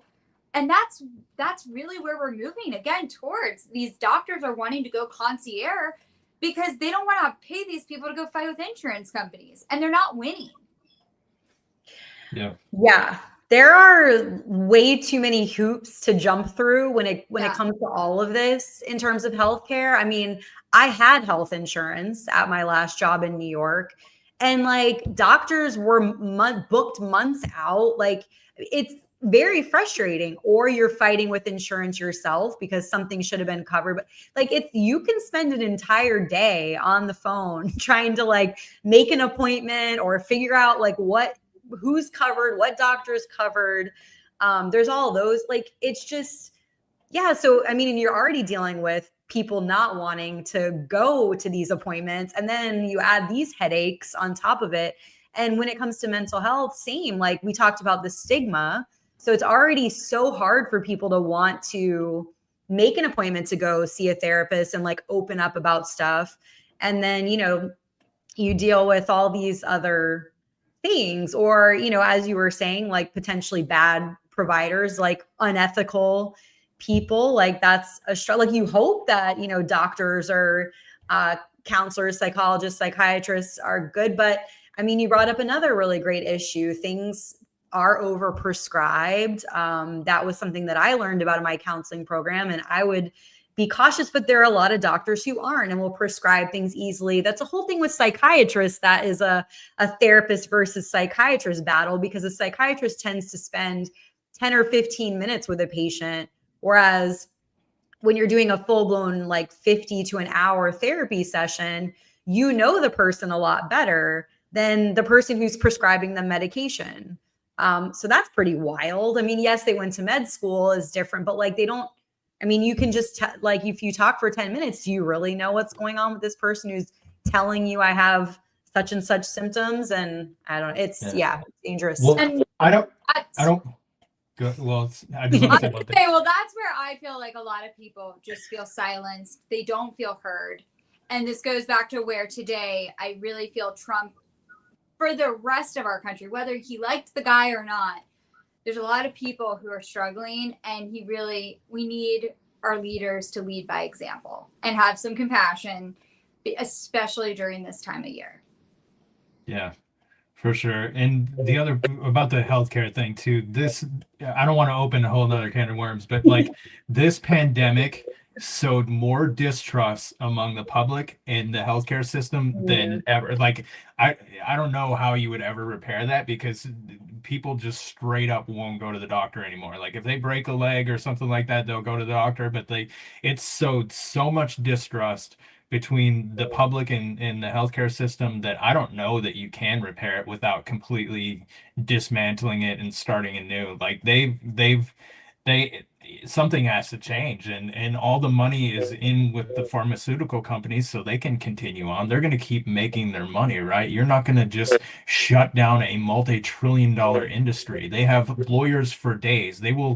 They'll bury anybody that stands against them. So it would take something from the government in order to fix that, because they have endless cash, and they can pay to have advertising. They can pay to have they can give bonuses to doctors for doing the things that they want them. They have this endless stream of money, and so it's almost a David and Goliath thing. Like how do you ever, how do you start to rebuild that? How do you bring back ethics into medicine? How do you get them to admit that, hey, maybe we made some missteps during this pandemic and we gave some bad advice? I was getting better advice from my conspiracy theorist friends online or whatever than I was getting from my own doctor.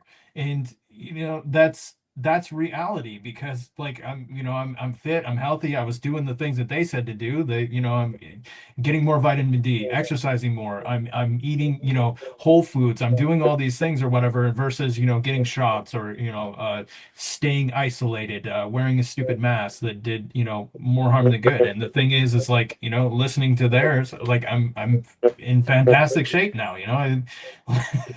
So I proof positive, like. So it's just, I don't know how you ever rebuild that trust. And that plays into this whole mental health thing too, because that's also part of it. They're not going to go see these people. They're not going to go get the help because, of this distrust in the system. And so it's compounding it. It's not a good situation. Yeah. Well, I know I don't have all the answers either, but you raised some great points, and yeah, hopefully people are on the same page as us, and we can slowly rebuild it and get to a better place. And we should keep talking about it. That's for sure. Hopefully someone is listening, and more people will get vocal and speak up and do what they can and take action. So thank you guys so much for being here. Did you want to say something, Matt? Yeah, real quick. Or like I said, Yeah.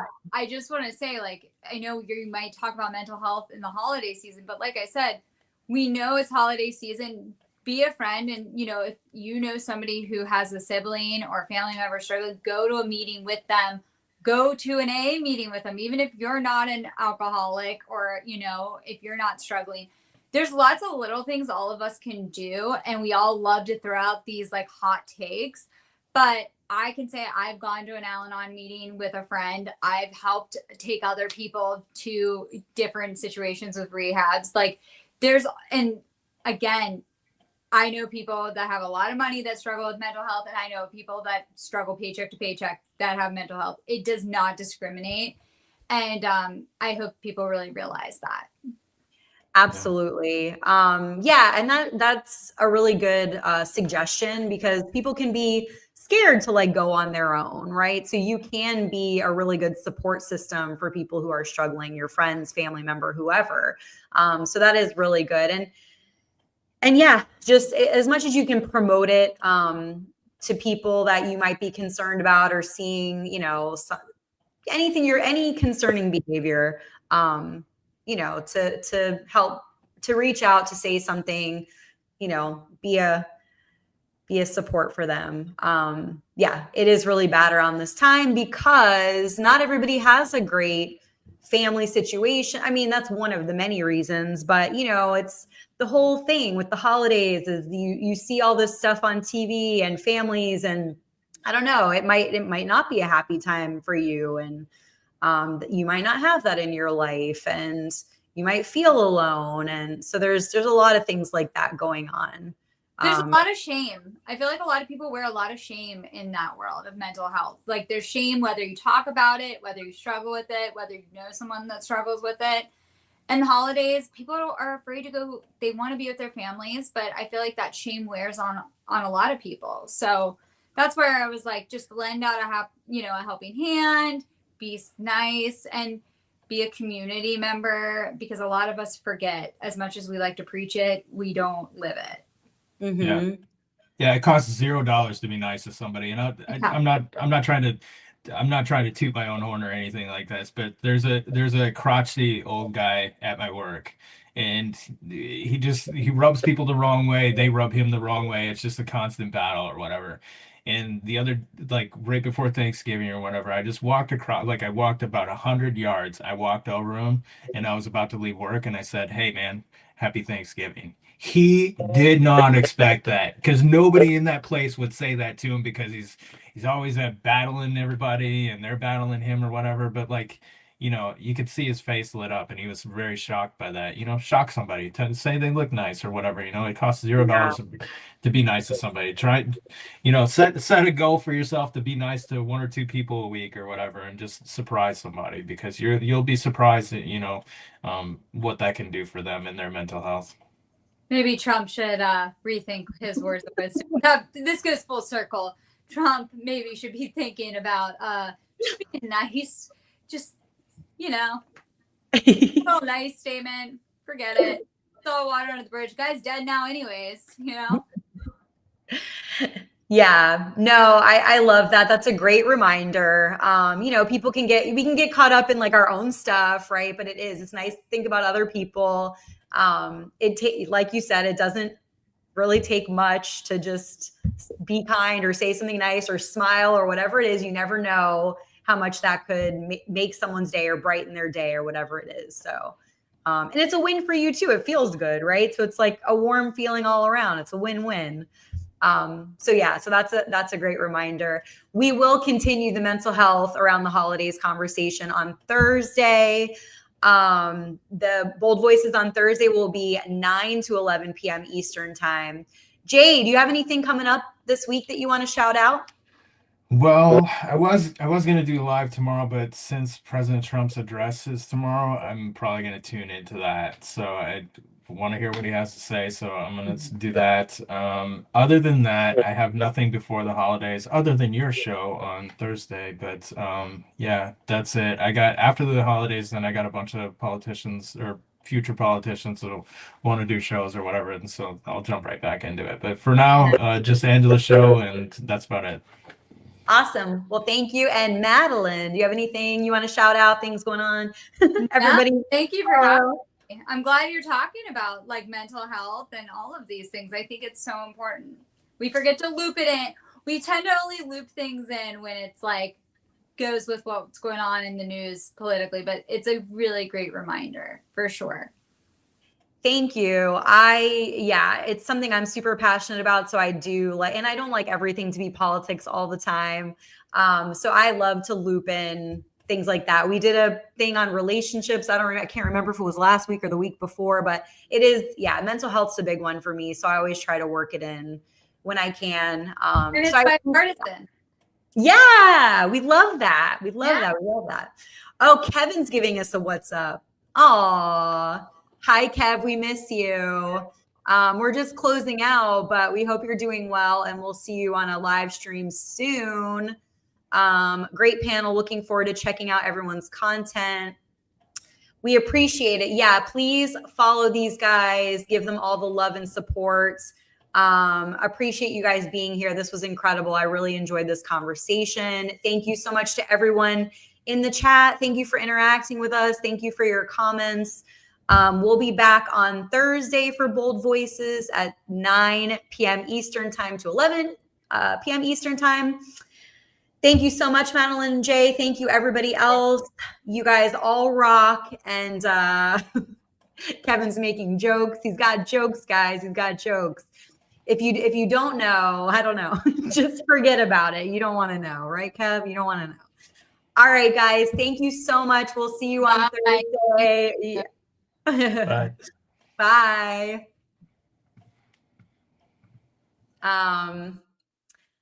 All right, guys. Thanks again so much. Appreciate you. If you haven't followed in all the places, please do. I think you know what's up. The podcast, the weekly podcast is on a hiatus until the new year. But I do already have an exciting episode filmed and ready to come out in the new year. So look for that coming soon in the new year. Thank you guys so much for reposting the stream. Thanks for being here. I appreciate it so much. I love hearing from you guys. I love interacting and get to know who you are and what you're enjoying, what you want more of. I want this to be, interesting and entertaining for you. As you saw, we do some politics and current events and hot topics and hot takes. But also I love to work in, mental health whenever possible. We talk relationships. It's kind of, we like to mix it up, and we'll keep doing it. So feel free to DM me or anytime in the chat, because I do pay attention to it and like to pull your comments up on the screen. Let me know, what you're enjoying, what you might want more of, feedback, thoughts, either DM it or put it in the chat. I want it to be as entertaining. I want to do what you want to do. So let me know. Thanks again so much for your love and support. I do really appreciate it, because, there's enough negativity and hate and trolls out there. I think we can all agree with that. We're all dealing with it. So hopefully tonight's stream was a good reminder to, dial it back, focus a little bit more on the common ground and bridging gaps and, having conversations and being respectful, being kind, empathy, compassion, all of that stuff. It's the holiday season. Let's sort of reevaluate going into the new year, and hopefully we can all get to a better place together. That has been the mission of, my streams and podcasts. So I hope you're enjoying it. And I just want you all to know how much I really do appreciate the love and support. So thank you so much. I will see you very soon, Thursday, for the next Bold Voices at 9 to 11 p.m. Eastern time. Have a great night, guys. Thank you so much.